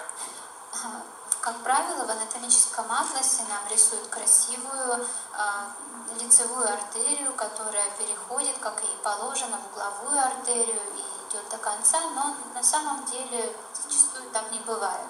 As you can see, this is only 30%, 1/3 of the cases. На самом деле так бывает, но только в 30% случаев. Facial artery will give an inferior labial artery, superior labial artery, subnasal artery, and then a lateral nasal artery, and marginal, and then the facial artery terminates as the angular artery. This is only 30%. Вот вы видите, только в 30% случаев, когда идет лицевая артерия, от нее отходит артерия к нижней губе, к верхней губе, субназальная артерия, краевая артерия и только боковая артерия носа, и только затем она уже заканчивается угловой артерией. So, and there, look at these three drawings in the. Посмотрите, пожалуйста, на три нижних иллюстрации. So 8 and 5 and 9, that means that 8% 17%. случаев, 5% и 4%, то есть в общей сложности в 17% случаев is supplied not by the facial artery. Нос не имеет кровоснабжения от лицевой артерии. It's coming from the dorsal nasal artery. Он имеет кровоснабжение от дорсальной артерии носа, Which is actually from the supratracheal branches, which is from the ophthalmic artery, which is from the brain, which we don't like it. которая идет от супратрахеарной артерии, которая идет от зрительной артерии, которая идет из мозга, и это нам внутричерепной артерии, и это нам совсем не нравится. And also, as you can see many times, it's supplied from the infraorbital artery. Также не зачастую, но иногда бывает так, что это подглазничная артерия, которая кровоснабжает нос. So these are the basics. What we have to keep in mind that these are the basic patterns. И вот это основные паттерны, основные типы кровоснабжения, о которых следует помнить. Now let's talk about the connections between the nasal arteries and the ophthalmic artery. Давайте поговорим о соединениях, о связях между артериями носа и зрительной артерией. this connection is important because this is the way how we can cause blindness.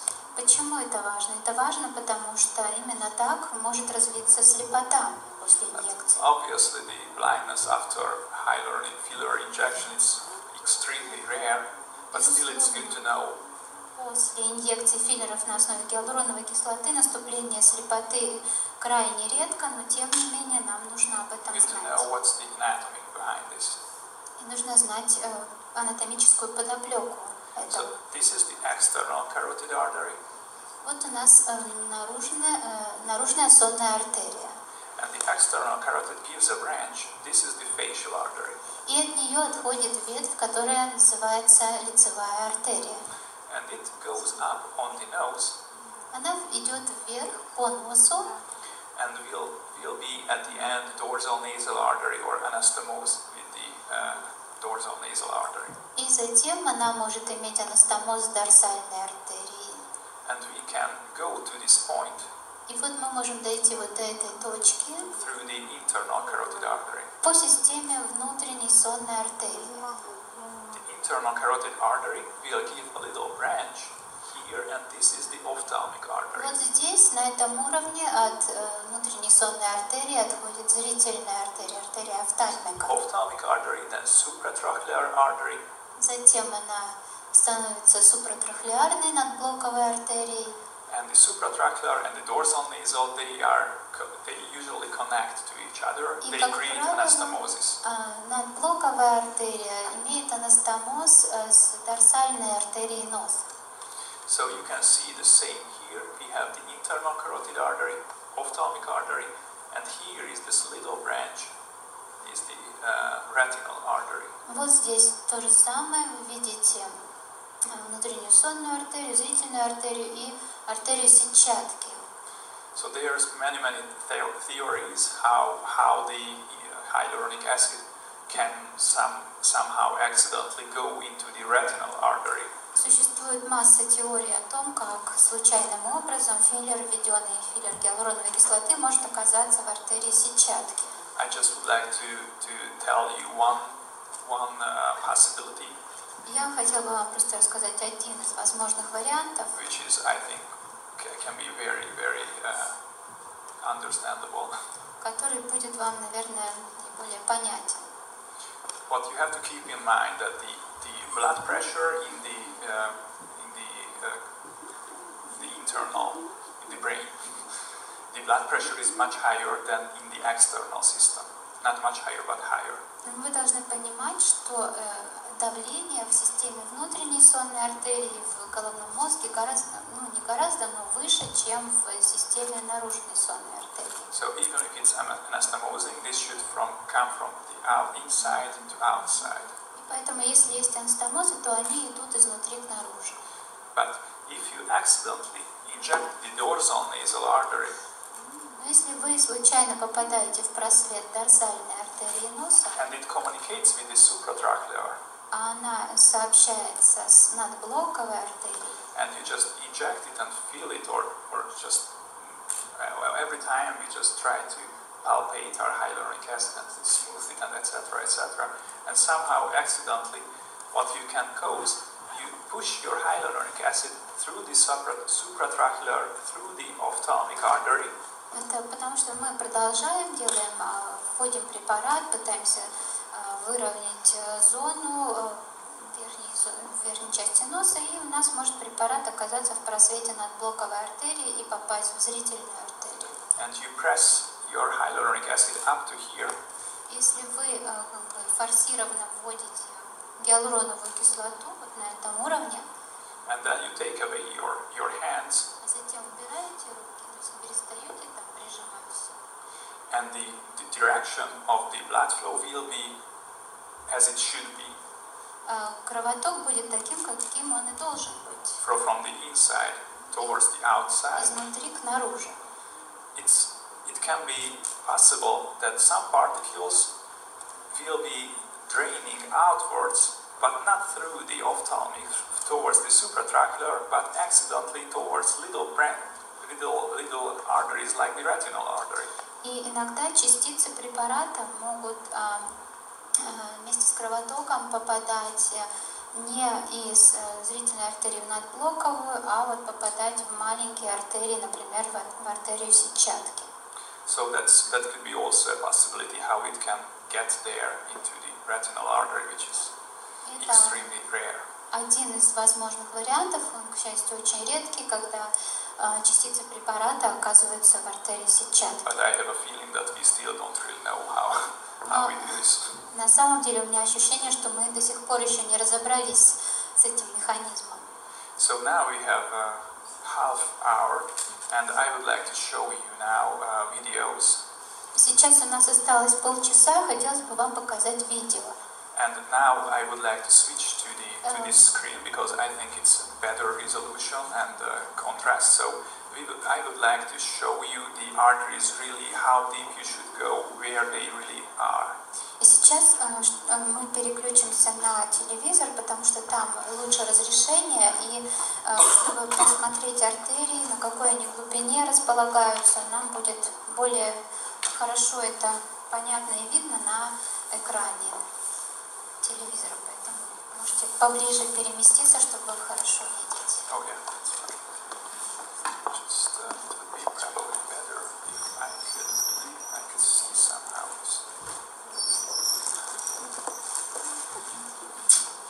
Is it a problem for you if I sit somewhere here and we could come closer and really go through У this? вас не будет проблем, если он сам тоже сюда переместится, и вы все чуть-чуть покучнее, поближе сядете?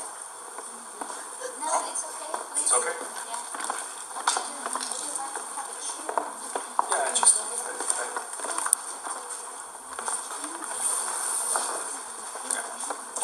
and I could see this way the screen too. And Так я тоже смогу видеть экран и комментировать.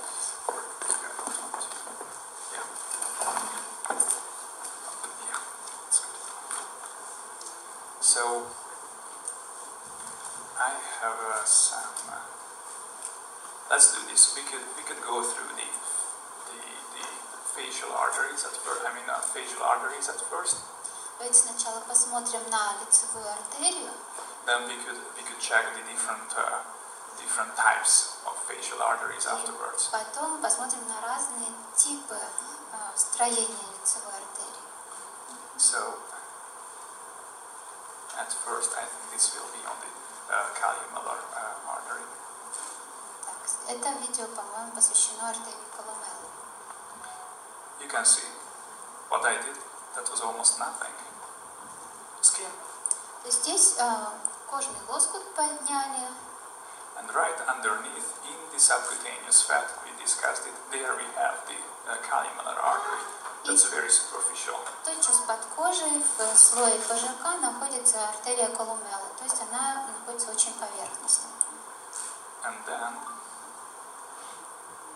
you can see that the calumelar artery is a paired artery. Что артерия Колумеллы парная артерия. And then we go further. You can see that in the deep region we had this whole arterial system, and it's very, very superficial. В области кончика носа вся эта артериальная система, сеть, она очень поверхностно располагается. And then, I don't know, this will be probably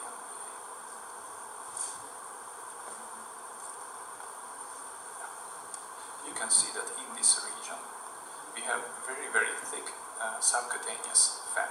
Вы можете видеть очень Here is толстый obviously the слой nasolabial ПЖК fold, в этой зоне. Вот здесь у нас носогубная here складка you can almost начинается. see that we almost see something. Но и здесь вы также можете видеть некую структуру. And this is what we don't really like here, because that's the facial artery. И это то, что нежелательно видеть, потому что это лицевая артерия уже. And if we elevate the skin from here, Если then we мы see this very rich marmorization. Отгибать кожный лоскут, то мы увидим такую густую артериальную сеть.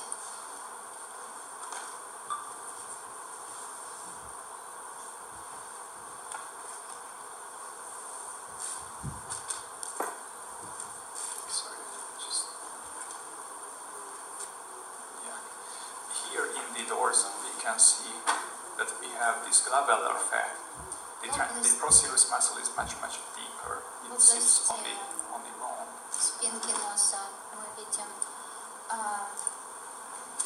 значит, процерус находится очень глубоко. So now this is the most dangerous part. Вот это самая опасная зона. The facial artery should be, it's usually underneath the nasolabial fold. And as you can see, лицевая артерия, она обычно идет в глубине под носогубной складкой. we can see an facial artery here down. Здесь мы ее не видим внизу. But here, close to the ala, Но ближе к крылу носа она выходит. this artery really becomes more and more superficial. И она становится все более и более поверхностной.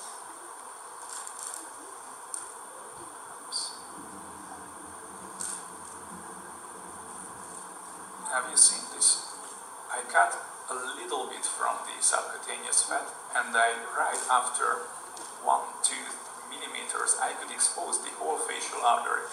Я резецировал всего лишь 1-2 миллиметра подкожной клетчатки здесь и сразу же увидел вот эту лицевую артерию. And really here, if you would like to feel the nasolabial fold, И если вы пытаетесь заполнить филлером носогубную складку, then you have to keep in mind that close to the ala, really this facial artery is not absolutely superficial, obviously, but quite close to the skin. важно помнить, что вот ближе к крылу носа лицевая артерия, она не совершенно поверхностная, но очень близко к поверхности. You have seen this movement. Look, Посмотрите. that's it. This is all the subcutaneous fat what we have here. Весь подкожный жир, который прикрывает эту артерию фактически. So there's two options. Whether you are very superficial То есть with есть your два filler, варианта. Либо очень-очень поверхностное введение or филлера, very deep. либо очень глубоко. So subdermal, actually we could say, or very deep down. Либо субдермально, либо очень Because in глубоко. between, in the subcutaneous fat, there is this facial artery. Потому что в промежуточном положении, в ПЖК, там находится лицевая артерия. The next one is on the lateral nasal artery. Далее идет боковая артерия носа. The facial artery gives a big branch, and this is always Это the большая lateral ветвь, nasal artery. которая We have- отходит от лицевой артерии. Это всегда Do you know, боковая артерия носа. what kind of muscle is this? Можете сказать, какая здесь мышца? We discussed that this is always the transversalis То есть muscle. это всегда мышца трансверзалис, поперечная мышца. And now you can see that this vessel will become more and more superficial. И вы также видите, что этот сосуд, он также становится все And более this и is более always поверхностным. this is always along the transversalis muscle. И он всегда идет вдоль по ходу мышцы трансверзалис. So the problematic part is really this. The facial artery is deep here, То есть проблема в том, что здесь лицевая артерия располагается глубоко, and then it becomes more and more и superficially. далее она становится все более и более поверхностной. So we have to watch out here. И нам нужно быть настороже. Let's see the supratracheal arteries. Теперь давайте посмотрим надблоковую артерию супратрахеарную. You can see that after skin elevation, we still see some vessels. Мы подняли кожу, и мы видим сосуды под ней. But then that's also obvious that we discussed that the dorsal nasal artery sits on the muscle, and it's really like this. Мы уже говорили о том, что дорзальная артерия, она идет по поверхности мышцы. И это так и есть. The artery is underneath the glabellar fat and on top of the procerus. Артерия находится под жиром, под межбровным жировым пакетом и идет по поверхности процеруса. So this is here the dorsal nasal artery, and if you'd like to inject here, then we have to inject deeply. То есть вот здесь у нас дорзальная артерия носа, и если мы хотим сделать инъекцию, мы должны делать ее глубоко. then the angular artery. Теперь у нас угловая артерия появилась. You can see that the dorsal nasal artery is connected to the supratracheal system.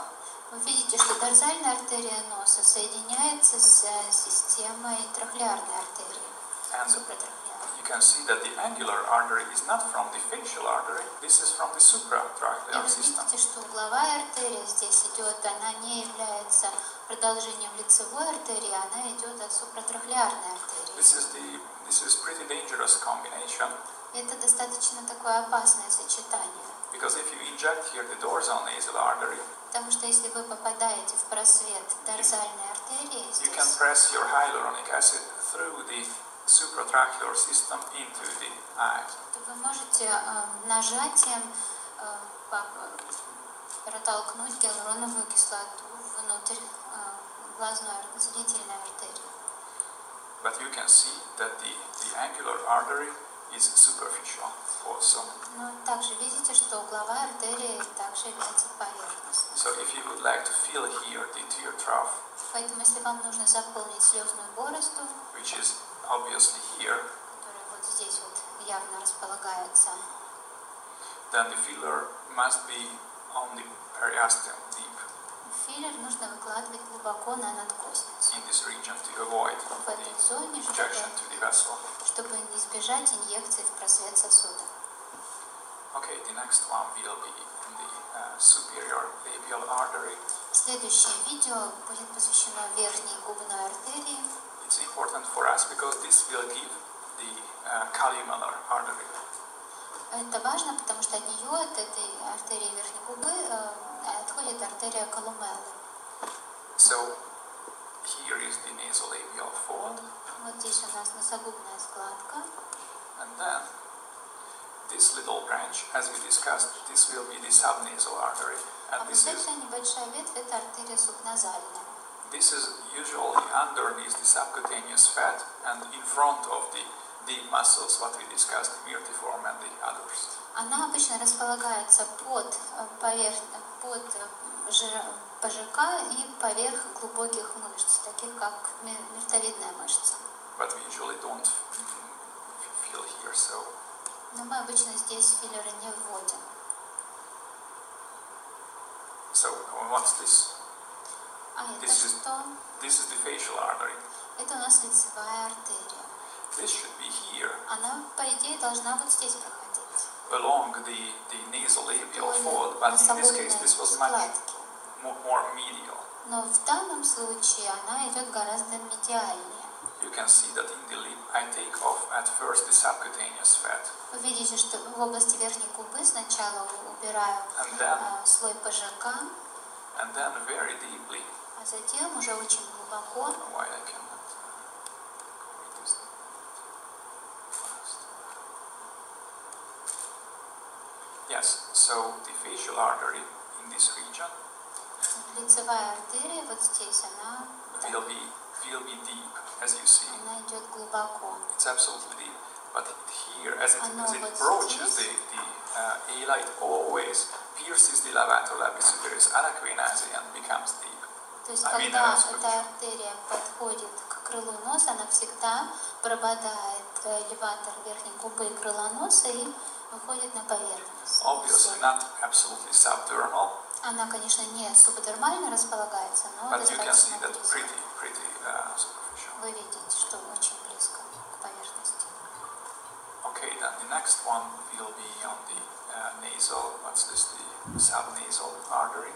Теперь мы посмотрим на субназальную артерию.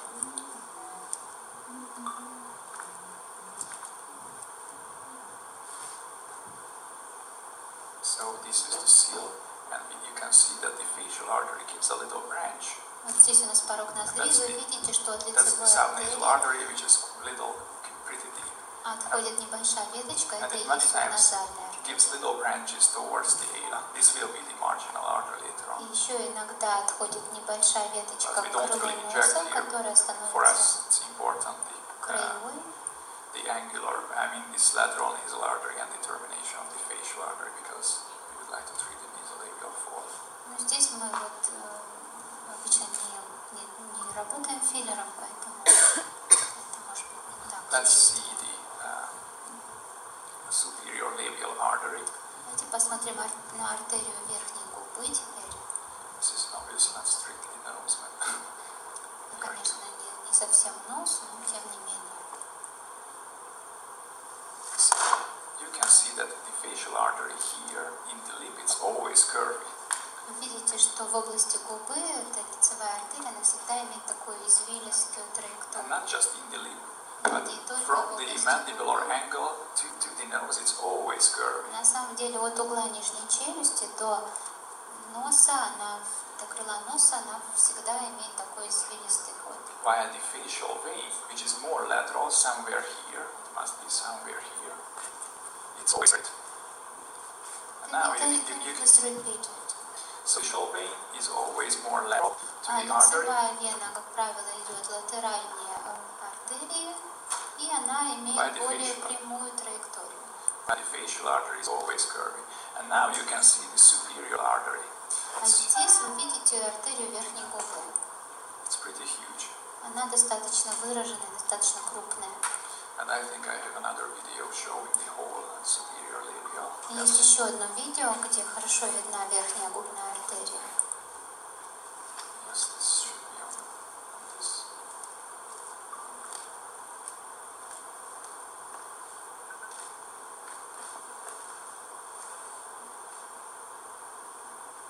You can see that this superior labial artery goes really in the orbicularis oculi muscle, and usually it's along the okay, sorry, Вы видите, что вот эта губная артерия, артерия верхней губы, она проходит в круговую мышцу рта. So the superior labial artery is in the substance of the muscle, and usually it's not a rule, but usually it's deep to the muscle, deep and along the wet and dry junction of the lip. И она обычно идет в толще мышцы, но более глубокой ее части, и вот там, где граница сухой и влажной каймы губы. So again, the calumelar artery. Еще раз посмотрим артерию калумелы. And I just wanted to show you and demonstrate where is this superior labial artery in the lip. You can see that with this ruler that it's usually about 4 or 5 millimeters from the oral opening. И вот здесь еще раз демонстрация этой артерии, и вы видите, что от ротового отверстия она примерно в 4-5 миллиметрах And располагается. this superior labial artery gives the calumelar artery, И which вот is in the ее lip. отходит артерия калумеллы. So it's deep underneath the subcutaneous fat, and then in the calumelar this will be superficial. И она идет глубоко, и в области калумеллы более поверхностно. So here you can see that we can almost see the mucosa. So Здесь it вы was видите, практически видим really deep. слизистую, то есть она очень глубоко идет, эта артерия. So the facial vein. И лицевая вена. What I did here? Yes. So if you take off the nasolabial fat, Если мы уберем слой носогубного жира, then you will see and reveal the orbicularis oculi. то мы можем увидеть круговую мышцу глаза. This is the levator labis superioris alacrinae muscle. Это мышца леватор верхней губы и крыла носа. As we discussed here in the middle portion, it has really thick subcutaneous fat on the top of this muscle. Как мы уже говорили, в средней части поверх этой мышцы присутствует достаточно выраженный слой ПЖК. So this is the levator labis superioris alacrinae orbicularis oculi. And between these two muscles, here is always the facial vein. Всегда располагается лицевая вена. This is the facial vein. Вот она. So we have to be really the periosteum if you would like to inject the tear trough there. Поэтому, если мы делаем инъекции в область слезной борозды, важно это делать на надкосницу. And I think it's a very short video, but be worthy to see this because it shows the facial vein, facial artery as well. Еще одно очень короткое видео, но его стоит посмотреть, потому что на нем также хорошо видна лицевая артерия и лицевая вена. So from the mid-mandible, which is От here, середины нижней челюстной кости идет, we have a facial artery которой вот идет лицевая артерия and the facial vein. и вена. The facial vein is straight. Лицевая вена, она имеет такую прямую трассу From the mid-mandible towards the medial canthal ligament. от середины нижней челюстной кости, ее края до медиального угла глаза. And you can see the facial artery is always curvy. А лицевая артерия, как видите, всегда имеет такой извилистый ход. It gives the inferior labial artery От нее отходит нижняя губная артерия and the superior и labial artery. верхняя губная артерия. And then it goes towards the ala. И далее артерия проходит к крылу носа. And from this point, И от этой точки we call the facial artery as angular artery. она уже именуется не лицевой артерией, а угловой артерией. But you can see that in this case it's very weak, almost. Но в данном случае вы видите, что она очень слабая, тонкая. It gives branches towards the ala. От нее также отходит ветвь к крылу носа And as we discussed, we have here the lateral nasal artery. и боковая артерия носа. It's always along the transversalis muscle. И она всегда идет вдоль мышцы трансверсалис. So take a closer look. Давайте посмотрим крупным планом эти структуры. And this shows you pretty well that the superior labial artery is really deep in the muscle. I cut out the muscle from here. И здесь вы видите, что верхняя губная артерия находится на самом деле глубоко в толще мышцы, потому что здесь удалена мышца сверху. You can see here the depth. И вы можете понять, на какой глубине она располагается. This is between the muscle fibers. Идет между мышечными волокнами. And then what's also interesting that here it's pretty deep. Здесь, что еще интересно, вот здесь она идет глубоко, And then it becomes more and more superficial. а далее выходит ближе и ближе к поверхности. And then it pierces the levator labis superioris alacrinae, which И is она here. пропадает в эту мышцу леватор верхней губы и крыла носа, которая вот здесь проходит. And as you see, this is the depth И вот of примерно this artery here. глубина артерии на этом участке. So you can put your feeler here very, very subdermally, superficially, or down deep.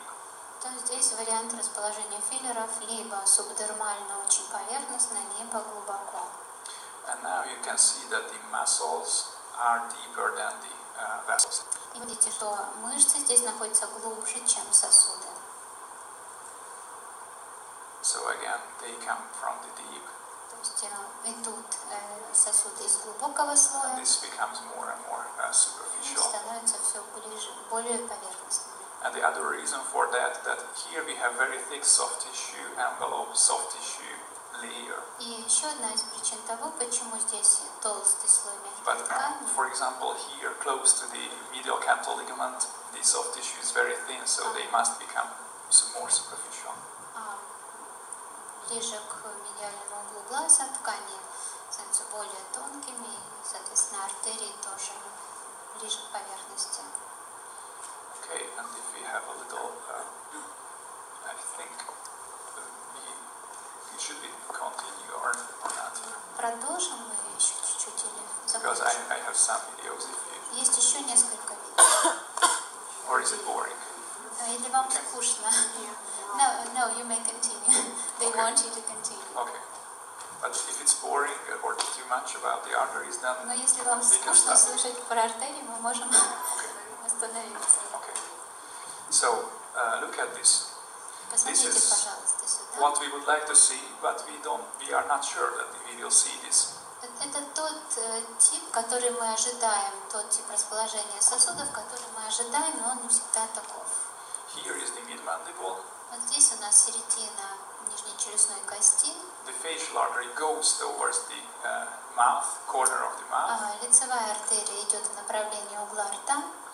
Then inferior superior labial artery. В нее отходят нижние и верхние губные артерии. And then columnar artery, obviously. И затем от верхней идет артерия колумеллы. And this will communicate with our dorsal nasal artery and lateral nasal И artery. она сообщается с дорсальной и с латеральной артериями носа. And the facial artery will give here the subnasal artery. А от лицевой, далее от лицевой артерии отходит субназальная артерия, The lateral nasal artery боковая носовая and the angular и artery. угловая.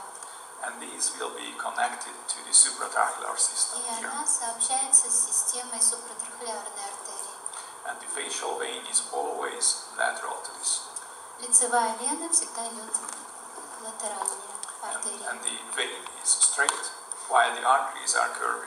И еще раз повторяет, что вена имеет прямой ход, а артерия извилистая. I think I should just quit this and again to start because it's.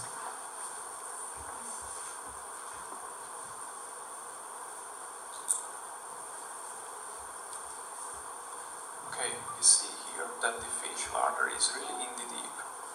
Здесь вы видите, что лицевая артерия на самом деле располагается в глубине. And I just mark here that sometimes we have branches from the infraorbital artery. И здесь еще маркирована ветвь, идущая от подглазничной артерии. Let's see where is the lateral nasal artery. It's almost always there, so let's check where it Давайте is. проверим, где у нас располагается боковая носовая артерия. Она практически всегда неизменно располагается вот здесь. Go through the skin. Sorry, I don't know why I cannot speed it К up. сожалению, не получается ускорить видео, промотать быстрее. Смотрим так, как есть. Yes. And we have here the lateral nasal artery. Здесь у нас боковая назальная артерия. And we discussed that this will be the angular artery. Мы уже говорили о том, что здесь We у нас expect this on the top of the muscles. угловая артерия, которая, как мы предполагаем, идет поверх мышц. Obviously now I cut through the skin and this fat pad, this lateral wall fat in the middle. Рассекаю кожу и латеральную жировую And it's really there. И она on the top of the действительно muscle. там, и находится она идет по поверхности мышцы. And this is the angular artery. И это у нас угловая артерия. And then I would like to see where is the supratracheal. Yes, Давайте посмотрим, this где is у нас branch from the supratracheal. надблоковая артерия, это ее ветвь. And yes, this is connected to the И angular. действительно мы видим соединение, сообщение с угловой артерией. And then if I trace this, Если мы проследуем дальше по ходу этой артерии, то then we can see that this supratracheal system is connected to the dorsal nasal artery. мы можем увидеть, что система надблоковой артерии сообщается с дорсальной артерией. It's a little bit not easy to understand from this picture, but as you see, on the cartilages there is nothing. Ну, здесь не очень хорошо видно, но вот здесь на хряще ничего практически нет, вы видите. So let's see what do we have here. Давайте посмотрим, что у нас здесь. We could see that in this case the facial artery terminated here. Вы видите, что в данном случае лицевая артерия заканчивается вот So the whole здесь. the nose was supplied by the supratracheal system and not from the facial artery То есть system. нос кровоснабжается в данном случае из системы суpraтрахеарной артерии, а не из лицевой артерии.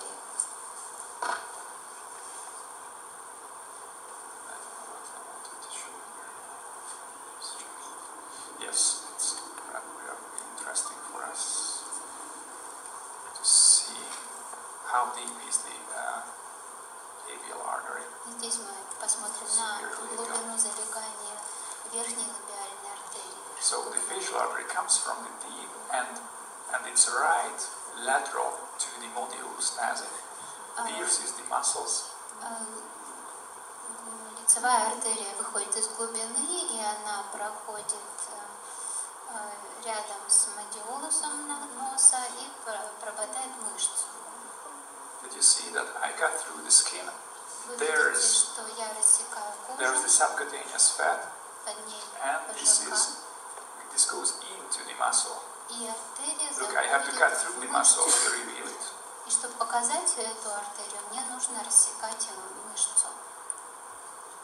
And then we can continue and see that at first I cut through the skin, subcutaneous fat, and Я then делаю разрез кожи, ПЖК.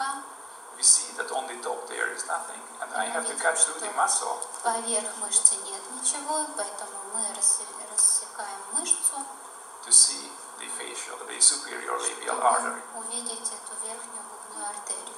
And you can see the distance from the oral opening. It's a couple of millimeters, like Вы 4 видите, or что 5. расстояние до ротового отверстия составляет всего пару миллиметров здесь. And I think it just shows that it terminates here. И здесь вот эта ветвь заканчивается. And I think I have another, the other side of this, the same patient. Это тот же биопрепарат, но с другой стороны. We try to see the same landmarks. Мы те же анатомические ориентиры берем. And let's see what we will find. И посмотрим, что мы найдем. So we can see that the facial artery is pretty deep here. Здесь опять же мы видим, достаточно глубоко залегает лицевая артерия.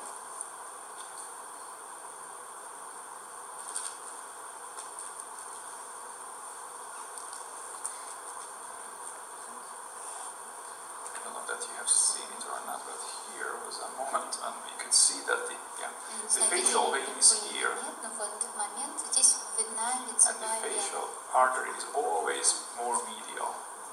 Лицевая артерия всегда идет медиально. This is the vein, this is the artery. Вена латеральная. So moving on, you have seen here.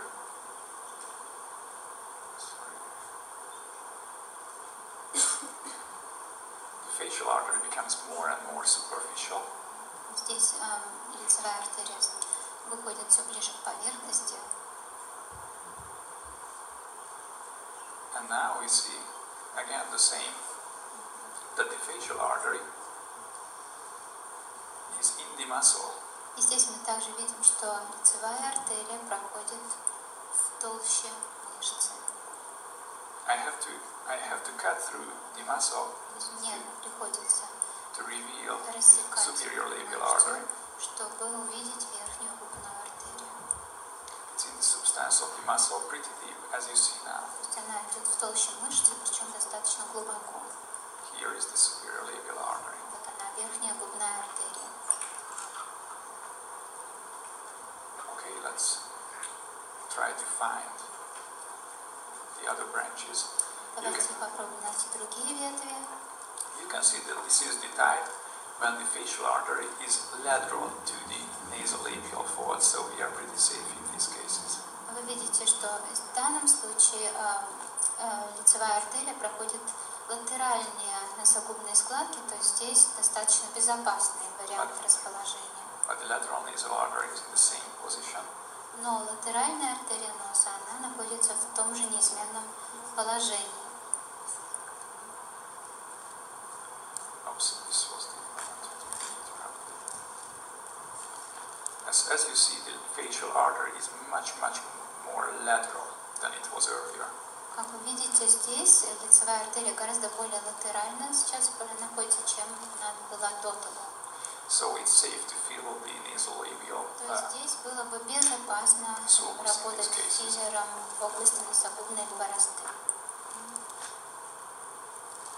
Let's see, where is the superior labial artery? Or the inferior labial artery? расположение и глубину нижней губной артерии. I think that's it. If you would like, then I have a couple of videos. These are short, all of them. Если If you хотите, have time, if not, or если if есть you время и don't like желание, it, то then есть еще 2 коротких видео. Yes, they would like to see. okay. This is not as nice as the other one. And this will be on the surface anatomy.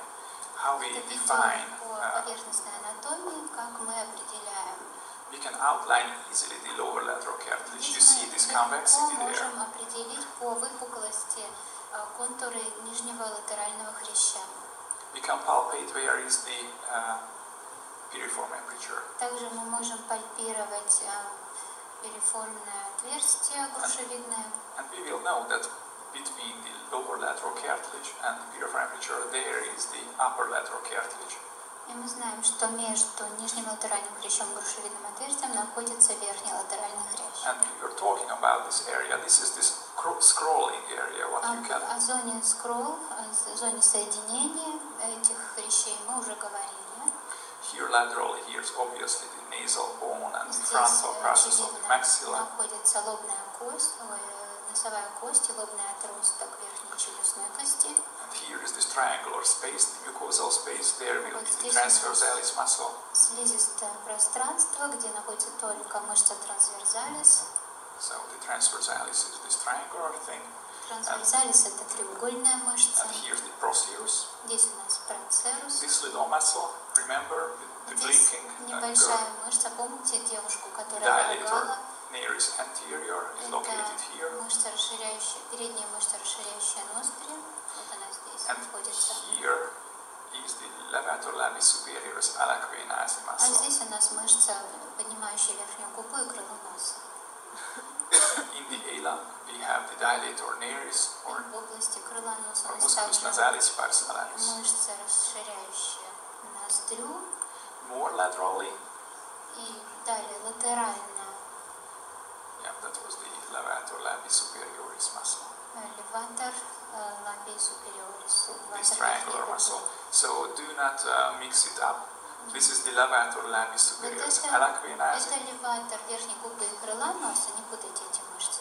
And this is the levator labis superioris. А это леватор верхней губы. And they act on the same point on the ala, they dilate. И они оказывают одинаковое воздействие на крыло носа, они расширяют ноздри. I think I have here a couple of other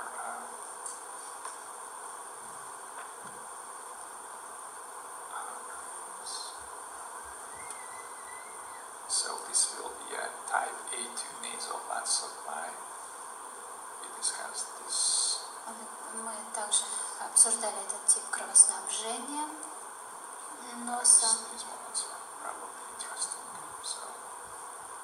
So you see that we have skin and some Здесь у subcutaneous нас fat, кожа, ПЖК, and then underneath the subcutaneous fat, вот and but слой still ПЖК, on the top of the muscle, because here's no muscle yet, поверх мышцы we have the facial artery, проходит лицевая артерия. and then we just follow this artery. И мы идем, следуем по ходу этой артерии. We can see that this can be really very thick. I mean wide, 2-3 millimeters wide. Вы видите, что артерия может быть достаточно крупной. Здесь она имеет 2-3 мм в ширину. This artery will give little branches, which will be the superior labial artery, and we can see the same, that we have to go through the skin, subcutaneous fat, and deep in the muscle. И здесь вы также видите, отходят артерии к верхней и нижней губе, и артерия верхней губы находится глубоко в толще мышцы. And then the facial artery travels towards the ala. И далее лицевая артерия подходит к крылу носа. You see that this is here pretty deep, and then Она здесь look достаточно at this. глубоко. Which muscle is this? Посмотрите, какая это мышца, That скажите. will be the levator labis superioris alaquenasi. Это будет леватор верхней губы крыла носа.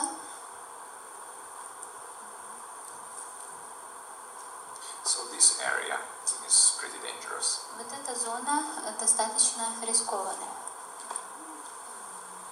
You see that this artery will pierce the levator levisiphysis alacrinalis. Здесь артерия пропадает леватор верхней губы и крыла носа. It gives some little fibers with branches towards the ala. От нее отходит небольшая веточка к крылу носа, но она для нас никакой особой проблемы не представляет. Then you see that this will become at the end more and more superficial, and now you see that I'm really superficial. И здесь уже она очень поверхностно располагается, как вы видите. And then this will be at the end the lateral nasal artery. И далее So it's not so well visible. уже не видно, но там боковая артерия носа. So this will be the lateral nasal artery. You can see that this travels really from a deeper То есть point вы to видите a more здесь superficial point. также ход артерий из более глубоких тканей, и ближе к носу она выходит ближе к поверхности. And here, close to the ala, we have a really very thin layer where we can put our И уже в области крыла носа, рядом с крылом носа, очень тонкий слой мягких тканей, куда мы можем поверхностно вводить филлер. I have 2 more videos and then И еще осталось 2 видео, потом мы можем завершить эту часть программы. the same. We do our marking. This is what we would like to see. Это то, что мы ожидаем увидеть, да, наносим разметку. Inferior, superior, and the vein is lateral. Let's see. It's a little Вена латеральная. fast this way. Чуть-чуть ускорим процесс диссекции. You can see that the artery is Опять же, substantial the muscle. вы видите верхняя губная артерия, которая идет в толще мышцы. Still deep. Она еще здесь глубоко артерия And this will give here the subnasal artery here. Здесь отходит субназальная артерия. That's important for us. And then we will see the lateral nasal artery. И здесь боковая артерия носа. And again, the muscle is along its caudal edge. I mean, the lateral nasal artery is along the transversalis muscle. И опять же, это боковая артерия носа идет по краю мышцы трансверсалис.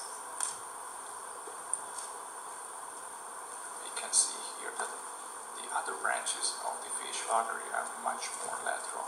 И It's no видите, problem for us. другие ветви лицевой артерии, они располагаются гораздо более латерально и для нас не представляют проблемы. And we can now see the whole system. Dorsal Здесь nasal мы artery, видим всю систему, дорзальная артерия, supratracheal branches, надбоковая артерия, ее ветви, and this will be the posterior branch of the Это facial artery. задняя ветвь лицевой артерии. And they all of them communicate. И And все эти here this goes into the артерии eye. сообщаются со зрительной артерией.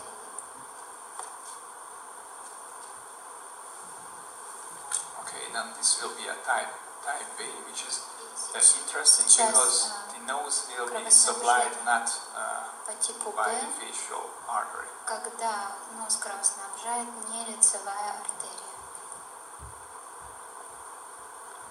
You can see that we have from the facial artery a superior labial artery. Вот вы видите, отходят от лицевой артерии But верхней и I нижней will find артерии. nothing, sorry.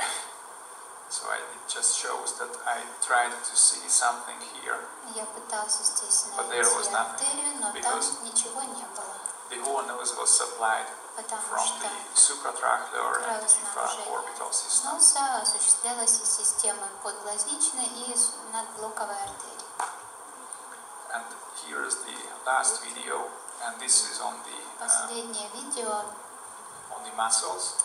по мышцам. So I think if I double the speed and in 4 minutes we can Сейчас, finish. я думаю, ускорим видео и еще 4 минуты, и мы So закончим. dilator nearest anterior is here, То this есть вот little эта muscle. мышца передняя can easily define the transversalis muscle. Легко определить локацию мышцы трансверсалис. The procerus is up here. Здесь у нас This is the levator labis superior halacrinalis. верхней губы крыла носа. And then the levator labis superior is dilator neris anterior. Леватор, Dilator neris. мышца расширитель, передняя мышца и просто расширитель ноздрей. And the little muscles from the И vertiform маленькие muscle and the мышцы, depressor septimisalis. депрессор септиназалис и мертовидная мышца.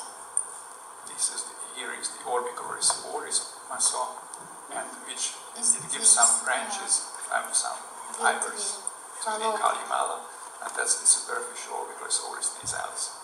Это поверхностная назальная порция круговой мышцы We take off the skin and we will see Убираем слой кожи и the смотрим medial canthal ligament. медиальную связку медиального кантуса. And if we go deeper and take Если off мы the skin, пойдем глубже, the уберем subcutaneous fat, sorry, ПЖК, then we will see that увидим, we have here the transversalis muscle, поперечную мышцу, levator labis superior halacrinalis. леватор верхней губы крыла носа, Here is the orbicularis oculi fibers, волокна круговой мышцы глаза and I just reveal the levator labis superior halacrinalis. Levator labis superior, и sorry. леватор верхней губы. And this creates here the modiolus nerve. И здесь эти мышцы образуют носовой модиолус. And in the lip, you can see that Что we have pretty касается thick верхней subcutaneous fat. губы, достаточно выраженный слой ПЖК, And then the muscle. под ним мышца.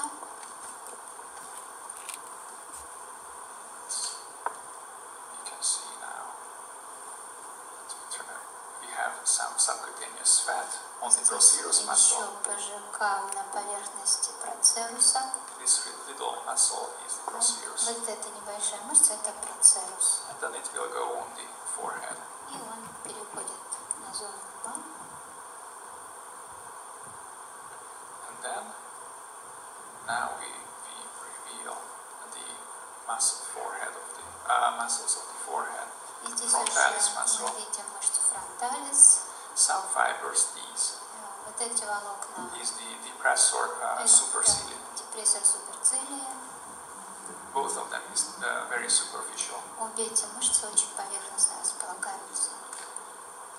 Let's see, I think I will show where is the corrugator muscle. Сейчас попробуем показать корругаторы. By the way, this is the angular fat pad. You can see Это that here is no muscle угловой in this little жировой space. пакет. Вы видите, это небольшое пространство, где нет мышцы. So you can see that we have procerus, Здесь depressor вы depressor видите supercilium muscle. депрессор суперцилия. Both of them is superficial Обе here on мышцы the glabella. поверхностны в области межбровья. Here we divide the levator labii superior halacrinalis from the Здесь orbicularis oculi muscle. And as you see, this vessel is the facial vein, it's always there. Вот элеватор верхней губы и крылоноса, и между ними всегда проходит сосуд. So here are the fibers from the levator labii. These are the fibers of the levator labii superioris. И это волокна мышцы, поднимающие верхнюю губу. This whole thing is the levator labii superioris, and you can see Это that все мышца, поднимающая верхнюю губу. I did dissect it from the transversalis muscle. The transversalis muscle goes deep down on the bone. Я отсек от мышцы трансверсалис. So this is Мышца the levator labis трансверсалис идет superioris. глубоко, и вот это у нас мышца, поднимающая верхнюю губу. This is the levator labii superioris. So this is the transversalis muscle. Здесь у нас Goes deep трансверсалис, down, as you see, которая on крепится the к bone. кости глубоко. And here in the deep, we can distinguish И здесь в глубине мы depressor можем septi различить nasi, депрессор септиназа. vertiformis, and the transversalis. Мышца мертовидная, трансверсалис. And I would like to show you that if you inject anything on this periosteum, there's nothing. So that's a safe place. Что здесь нет структур важных, которые можно повредить, поэтому здесь безопасно делать инъекцию на надкосницу. So I just take away the periosteum because it shows better the anatomy. Сейчас мы берем Transversalis. Трансверзалис This мышца. part is the procerus. Это у нас часть, это мышца процерус. Levator labis superiorus alaquenazi. Элеватор верхней полка крыла носа. And then,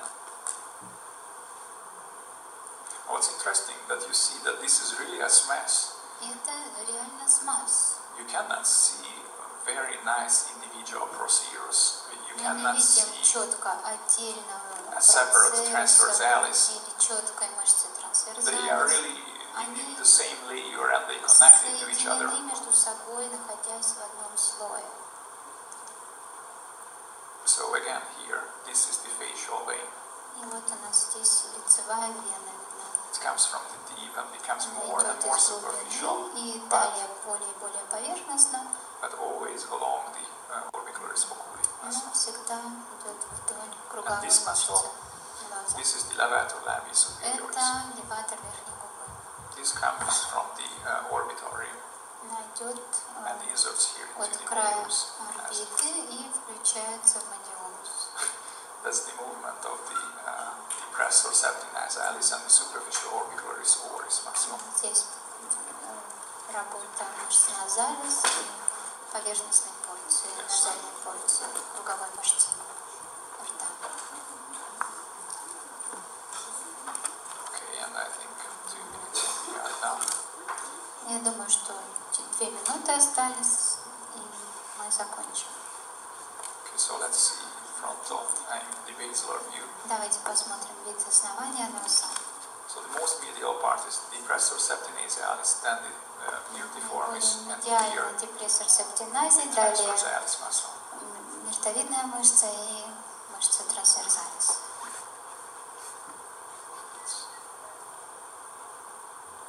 What I wanted to show here. Yeah, and this is important. You can see that Еще один важный here the момент. procerus and the Здесь вы видите depressor supercilii. процерус, депрессор суперцилий. I separate these two Я muscles разделяю эти две мышцы. and we go deeper and deeper. Мы идем все глубже и глубже. And if I elevate И если мы orbicularis oculi and поднимем depressor septis and круговую depressor мышцу глаза supercilii, и депрессор суперцилий, then what's this muscle? то что мы увидим? That's on the deep, Она originating from the bone. эта глубокая мышца имеет глубокое крепление в кости. And this muscle is the corrugator muscle, Это у and нас this is really корругатор. medially very deep, Она originates from the bone. медиально очень глубоко находится, крепится к кости. And then it inserts into the dermis laterally. И латерально включается, вплетается своими So here medially it's deep. You have to botox deeply, медиально, если мы вколем and then we'll become more and more superficial, but that's another story. That's not. Но это уже другая история, это не тема сегодняшней лекции. So I think we are done. Я думаю, что мы закончили.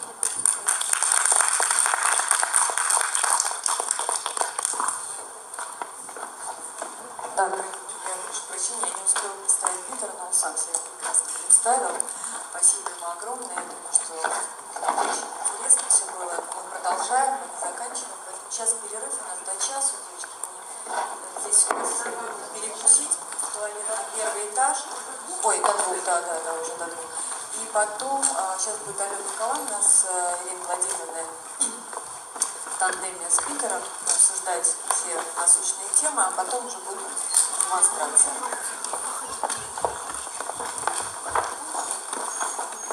Интересно, а телефончик можно записать? Но если вам не знаю, то можно потратить на телефон.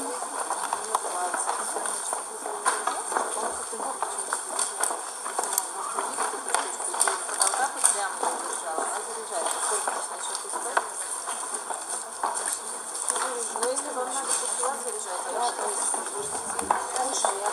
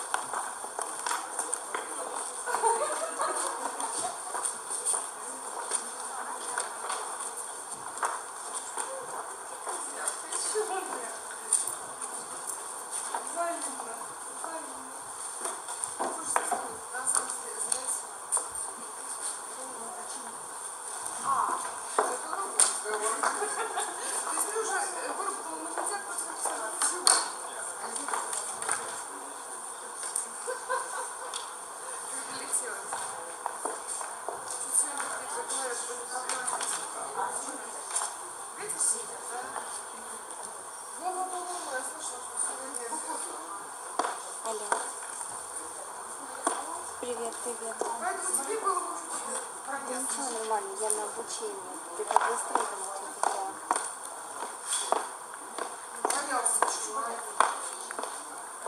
Давай я тебе это за вечером в обед напишу. Ладно? Тут я в Москве не слушаю.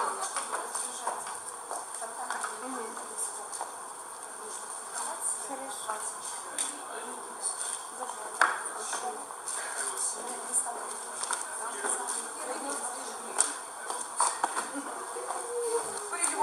Нерастяжимо везде, кроме лица. Поскольку на лице есть мимические мышцы, то там как раз связки растягиваются для того, чтобы осуществлять мимику.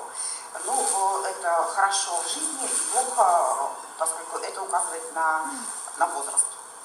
Мы с вами живем в век эпидемии селфи, поэтому к носу будет особое внимание. Селфи это означает, что рука меньше 1,5 метров, а раз рука меньше 1,5 метров, то на лице больше всего выделяется нос. Поэтому такие запросы у нас будут, и это неизбежно. И мы с вами тоже должны видеть эти носы, которые мне нравятся на селфи.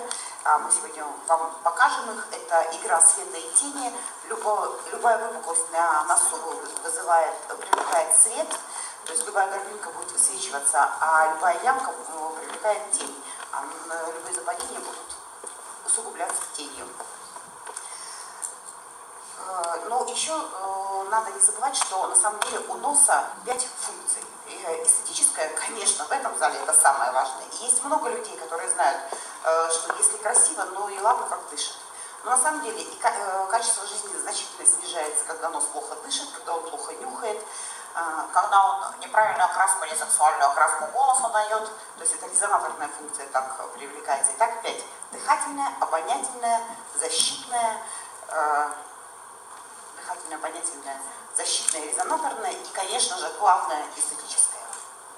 Потому что когда нет эстетической, то те 4 точно проваливаются. А вот если эстетическая нормально, то 4 могут подтянуться до нее. В процессе работы по хирургической ринопластике это не догма. Я для себя выделила следующие позиции, которые я беру на нехирургическую ринопластику. И знаю, что Алена Николаевна меня тоже в этом поддержала. Хотя она более смелый доктор. Значит, невыраженная симметрия наружного носа для устранения небольшой седловидности, для ротации кончика носа. На мой взгляд, это вообще идеальные пациенты, когда кончик носа именно функционально опущен, и это демонстрируется особенно во время артикуляции. Для акцентирования кончика или спинки носа, когда разъезжается свет на носу, когда его нет. Это с возрастом происходит. Посмотрите, у всех молодых людей на носу есть свет, а у пожилых его нет. Нос и нос, а света нет, он разъезжается как-то на лицо.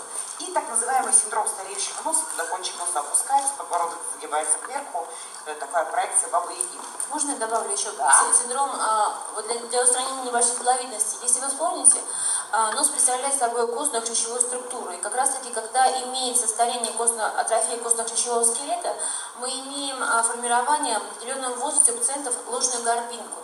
Так называемая L-образная седловидная горбинка носа.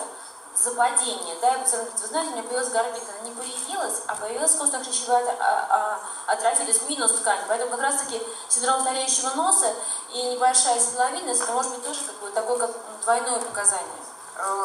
То, что сказала Алена Николаевна, эритиформация. Но мы сегодня на этом остановимся, когда видно на пациенте отдельно костные и хрящевые структуры. В норме их не видно, это разделение, можно только пальпаторно это ощутить. А когда кушевидное отверстие увеличивается, связки растягиваются, то мы видим, где заканчиваются костные структуры и начинаются хрящевые. Я правильно же сказала, да? А то все говорили. И противопоказания для инъекционной контурной пластики, я бы тоже на них остановилась. Ранний послеоперационный период. Вообще послеоперационные пациенты, к ним нужно особое внимание. Почему? Потому что сегодня в течение лекции мы будем много раз говорить о слоях. Есть кожа, есть подкожно-жировая клетчатка, есть смаз. И есть под смаз не кровоснабжаемое пространство. В послеоперационном периоде слоев нет, там все хаотично. Я на то самое, да. Я бы добавила еще сюда, на мой взгляд, есть такое, не то что противопоказание, но относительное. Когда мы выявляем пациентов на индикацию элевации кончика носа, то есть ротацию угла, мы должны проверить амплитуду движения. То есть если есть подвижность структуры, да, то есть если кончик носа поднимается и ткани подвижны, это является показанием. Если же ткани плотно спаянные, то как бы вы ни поднимали, как вы не кололи в область носовой ости, ротации кончика носа не будет. Воспалительные явления тоже такое бывает довольно часто, и я знаю, что психосоматика так проявляется, когда пациенты из-за того, что нос выступает, они его больше всего и ковыряют. И выраженные деформации. Конечно, есть деформация выраженная, и я была на нескольких мастер-классах, где учат убирать такую большую, огромную горбинку. Горбинку научили убирать, а нос от этого человека в целом краше не стал, потому что нос превращается в квадрат. Ну, вот такой пример такого пациента. Кстати, у него нос сделан хирургически, а подбородок с помощью филлера. Для того, чтобы освоить эти методики, нужно понимать, на что ориентироваться. На лице есть некие дефиниции носа. Единицей на лице является межконтальное расстояние. Это расстояние между медиальных кантусов глаз. Почему это важно? Потому что этому расстоянию должна равняться ширина пирамиды, должна равняться ширина состояния крыльев. Сейчас на следующем слайде будет понятно, почему это важно. Потому что вот есть пациенты оперированные, и вы не видите, даже если огромный нос, а сохранены все эти дефиниции на лице, то нос не будет видно, если не будет рядом фотографии, что человек прооперирован. И таким пациентам говорят, как ты хорошо покрасился, как ты хорошо отдохнул, но никогда не обратят внимания на то, что прооперирован нос, даже если огромную горбинку убрали. А вот если нарушена эта дефиниция, если крылья носа заузили, если пирамиду носа заузили, это, как правило, на этом настаивают сами пациенты, а мы, хирурги, на это с удовольствием соглашаемся. Ну что, сложно пирамиду носа, что ли, сдвинуть? Нам нет, не сложно, у нас для этого долото есть и молоток. Вот. И тогда и возникает синдром стареющего носа, то, что случилось у Майкла Джексона и вот в нашем случае у Зверева. Их оперировали великие хирурги, но по их настоянию они уменьшали пирамиду носа, сдвигали крылья носа, и тем самым они завоевали синдром стареющего носа. Для представителей шоу-бизнеса это нормально, они от этого не страдают. А в обычной жизни, конечно, когда у человека оперирован нос, и он пришел из отпуска или там через месяц, человек 10 спросит, что ты с собой сделал, зачем ты это сделал, и ему захочется застрелиться. С этой точки зрения, конечно, инъекционная контурная пластика не нарушит этих дефиниций, и она выгодна. Ну и, конечно, гендерные особенности. И хочу ваше внимание обратить, что если у девушек носогубный угол тупой, а у мужчин прямой или острый имеет право быть, то носолобный наоборот. У женщин он может быть более углубленный, тоже, правда, туповатый, вот, а вот у мужчин он может быть практически 180 градусов, и их это не испортит. Да, и что касается вот спорных моментов, когда мы делаем спинку носа уже, да, вот очень важно, чтобы обращали внимание.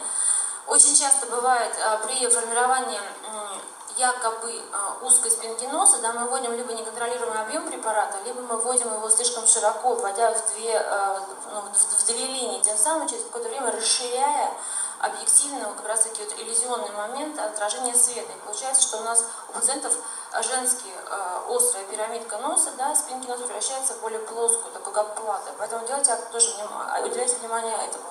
Разметка? Разметка, да. Она поможет. И фиксация. И правильным препаратом. Ну все, мы переходим к анатомии. С клинической точки зрения вы сейчас прослушали. Итак, скелет наружного носа представлен костным и хрящевыми отделами. Я думаю, что фотографировать это точно не имеет смысла после того, что вы прослушали сегодня Петера. Костный отдел представлен носовыми костями и лобным отростком верхней челюсти. Лобный отросток верхней челюсти и носовые кости. К ним прилегают верхний латеральный хрящ и нижний латеральный хрящ. В наших учебниках это называется треугольный хрящ и крыльный хрящ. Крыльный хрящ имеет латеральную и медиальную ножки. Есть также сисамовидные хрящи, которые особого клинического значения не имеют, но они имеют большое клиническое значение как раз для формы носа, для его ширины, для его основания. Также это возможно, когда мы делаем инъекцию под хрящ носа, мы можем немножко выровнять кривизну.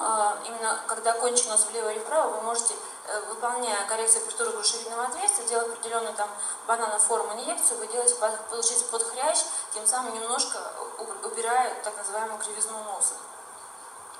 То, что сказала Алена Николаевна, скорее всего, под связку грушевидную. Я правильно понимаю? Мы да. Там 3 точки, мы поговорим об этом еще. Мы еще об этом поговорим. И самое интересное, скелет наружного носа покрыт мышцами, которые формируют так же, как на лице есть смаз, также и на носу есть смаз. Все мышцы носа вплетаются друг в друга, начиная с мышцы гордецов процерус, потом идет мышца, поперечная часть носовой мышцы и...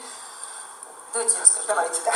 Смотрите, очень важно, на сегодняшнем семинаре вы видели, что Питер немножко адаптировал для нас анатомию, потому что в прошлый раз мы как раз таки говорили о разных названиях. Это абсолютно верно, и она до конца не сойдутся названием мышц, но тем не менее, что для нас важно. Я просто даже нарисую на флипчарте, потому что, мне кажется, так будет более понятно. Когда мы говорим о мышцах носа, вы должны помнить, да, помните концепцию Face Recurve Лилуарна, который говорил, что одной из причин старения и атрофии костно-хрящевого скелета и ротации костей черепа является как раз-таки очень сильная активность мышц-депрессоров. Почему? Потому что мы помним, мимические мышцы одним концом крепятся к кости. И постоянное давление, и постоянное сокращение депрессорной активности является толчковым механизмом к ротации костей черепа. Поэтому, устраняя депрессорную активность в более молодом возрасте, мы мы на самом деле очень хорошо профилактируем и предотвращаем эволюционное старение костно-хрящевого скелета. Таким образом, очень важно помнить о том, что у нас в области носа имеется, я прям так нарисую, да, имеется несколько групп мышц. Процерус, депрессор, очень сильный, очень мощный, поэтому давайте договоримся о том, что доза ботулотоксина на процерус должна быть максимальная. Есть несколько степеней воздействия БТА на мышцы. Как мы можем вывести мышцу в нормотонус, то есть БТА плюс мышца может быть нормотонус, БТА плюс воздействие на мышцу может быть какой еще? Атония и БТА воздействие опосредованно, то есть не напрямую воздействие. Например, на мышцу антагонист мы можем ввести мышцу в гипертонус. Понимаете, о чем я говорю? Это лифтинговый механизм. Соответственно, работая с депрессором, мы всегда выводим мышцу в атонию, не в нормотонию. Поэтому давайте договоримся, мы дозу ботулотоксина на мышцы процерус не уменьшаем. Если рекомендовано 100 единичного токсина суммарно не меньше 10 единиц, мы делаем 10 единиц. Чем больше вы токсина инъецируете в мышцу депрессорную, в частности процерус, тем что будет? Чем больше БТА, тем выше степень релаксации. Чем выше степень релаксации, тем больше моментов для поднятия, да, особенно центральной зоны. Если мы говорим 100 единичный токсин, то это 10 единиц суммарно в 2 точки. Почему в 2 точки? Потому что мы всегда говорим о том, что первая точка – это объемная часть мышц, там, где расположено максимально большое количество моторных кольцевых пластин, таргетный объект терапии. Вторая точка всегда место крепления. Если мы говорим про 500 единичный токсин, то это 20 единиц. Понимаем, да? Вы можете в нижнюю точку уколоть меньше, в верхнюю чуть больше. Когда мы говорим про следующие мышцы, мускулус назалис, у нее есть 2 части. Парс трансверза и алярная часть. Парс алярис. Это тоже депрессор. Мы говорим о том, что в трансверзу, поперечную часть, мы тоже инъецируем. Иногда мы делаем 2, иногда 3 инъекции. Почему 2-3 инъекции? Потому что трансверза имеет соотношение с какими мышцами? С круговой мышцей глаза. Элеватор. Да, элеватор лябия супериорис, олеквинация. Соответственно, если у пациентов имеется противопоказание, эстетическое противопоказание при коррекции медиальных морщин, мы знаем, синъецировав, получим что? Лимфостаз, получим усугубление морщин. Но что можем сделать? Мы можем концевые и дистальные отделы трансверса инъецировать малыми дозами ботулотоксина в мультифокальной технике, там 1 или 2 точку и тем самым прерывать ту патологическую связь между волокнами и нивелировать формирование медиальных морщин. Первый момент. Второй момент. Мы можем также воздействовать на элеватор верхней губы крыла носа, что является ключевым механизмом, да, ключевым воздействием. У нас в Талинайной Лопатиной есть статья великолепная, когда мы говорим о том, что мы должны инициировать full face conception именно в области носа. То есть все мышцы в области носа должны быть инициированы. Это взаимосвязь. Элеватор верхней губы крыла носа. Крыльная часть делится на 3 части. Дилятор, компрессор и алярная часть. Дилятор мы никогда не инициируем, мы всегда инициируем в компрессор и всегда инициируем в алярную часть. Дальше, если же вы инициируете, важный момент, только алярную часть крыльной мышцы носа, вы расслабляете эту зону. Получается, какой момент? Пациент, да, расслаблен, понятно, что носик хуже, но при улыбке мышца, являющаяся синергистом, а это элеватор верхней губы крыла носа, что получается? Расширяет ноздри, уплощая ноздри, делая их более широкими. Это некрасиво. Поэтому у вас инъекционная цепь должна включать в себя всегда. Как только вы захотели сделать крылья носа уже, то есть это мускулис назалис, парс алярис, всегда идет плюс элеватор верхней губы и крыла носа. Но есть еще секретная точка, которую нам Петр как раз открыл. Она находит, это носовой модиолис, где все мышцы выходят максимально поверхностно на коже, и ее надо обязательно инициировать для того, чтобы эффективны были все остальные. Да, мы наконец-то сошлись во мнении, и вообще это великолепная идея Питера. Мы говорим про модиолус. У нас есть ротовой модиолус, модиолус угла рта, да, где от 5 до 8 групп мышц сводятся. И есть носовой модиолус, куда сходятся также мышцы. Так вот, носовой модиолус – это та ключевая точка, которая является зоной сочленения нескольких групп мышц. Это леватор верхней губы и крыла носа, леватор верхней губы, ляпис супериорис. Вот я вам показываю ее, а идеально будет, если вы друг к другу сейчас повернетесь и пошевелите носом, вы увидите, как над крылом носа прикрепляется модиолус. Итак, модиолус, да, что все друг другу включает? это сделайте. Первая мышца. Делайте вид, что от вас плохо пахнет. Да. От соседа плохо пахнет. И вы сразу, да, вы увидите, как место, где максимальное количество мышц выходит поверхностно, это над крылом носа. Но там не только, там идет вообще сочленение, наложение мышц. Смотрите, леватор верхней губы крыла носа, леватор верхней губы, круговая мышца рта. И их части. И их части. Плюс алярная часть, крыльная часть мускулис назалис. Понятно? Мы вас не запутали? Парс алярис, да? Именно крыльная часть и мускулис назалис. Вот так. Дальше, глубокая мышца. Какая здесь еще под ними лежит? Леватор анкулиорис. То есть, понимаете, какое сочленение? Здесь еще момент очень важный. Мы говорим уже здесь о профилактике старения, профилактике формирования именно носогубной складки. Почему? Потому что носовой модиолус, являющийся центрально активной точкой в этой зоне, там, в сочленении нескольких групп мышц, является также пусковым механизмом корротации и формирует костно-хрящевую атрофию в этой зоне. Какой механизм формирования носогубной складки? 3 механизма. Первый – активность мышц. Второй механизм – костно-хрящевая атрофия. Третий механизм – атрофия межжелчного вещества в зоне складки и липодислокация над складкой. Так вот, если вы делаете в более молодом возрасте у девушек, у которых есть такой вот паттерн депрессорной активности, это поджимает вот здесь крылья носа, да, при улыбке очень побеление четкое до места вплетения поверхности пучков, вы точно понимаете, что это показания для коррекции именно носогубной складки. Поэтому буквально там 1-2 единицы, скоррелируем 100 или 500 единичный токсин, вы профилактируете формирование носогубной складки, усугубление апертуры грушевидного отверстия, да, и как в итоге профилактика костно-хрящевой атрофии в этой зоне. Это вообще великая вещь. Мало именно сделать акцент на это, вот только ради этой информации стоило сегодня нам все вместе собраться. Можно разумеется. Да. Но на самом деле нет еще, да, помню о том, что депрессор септиназия, это ключевая тоже мышца.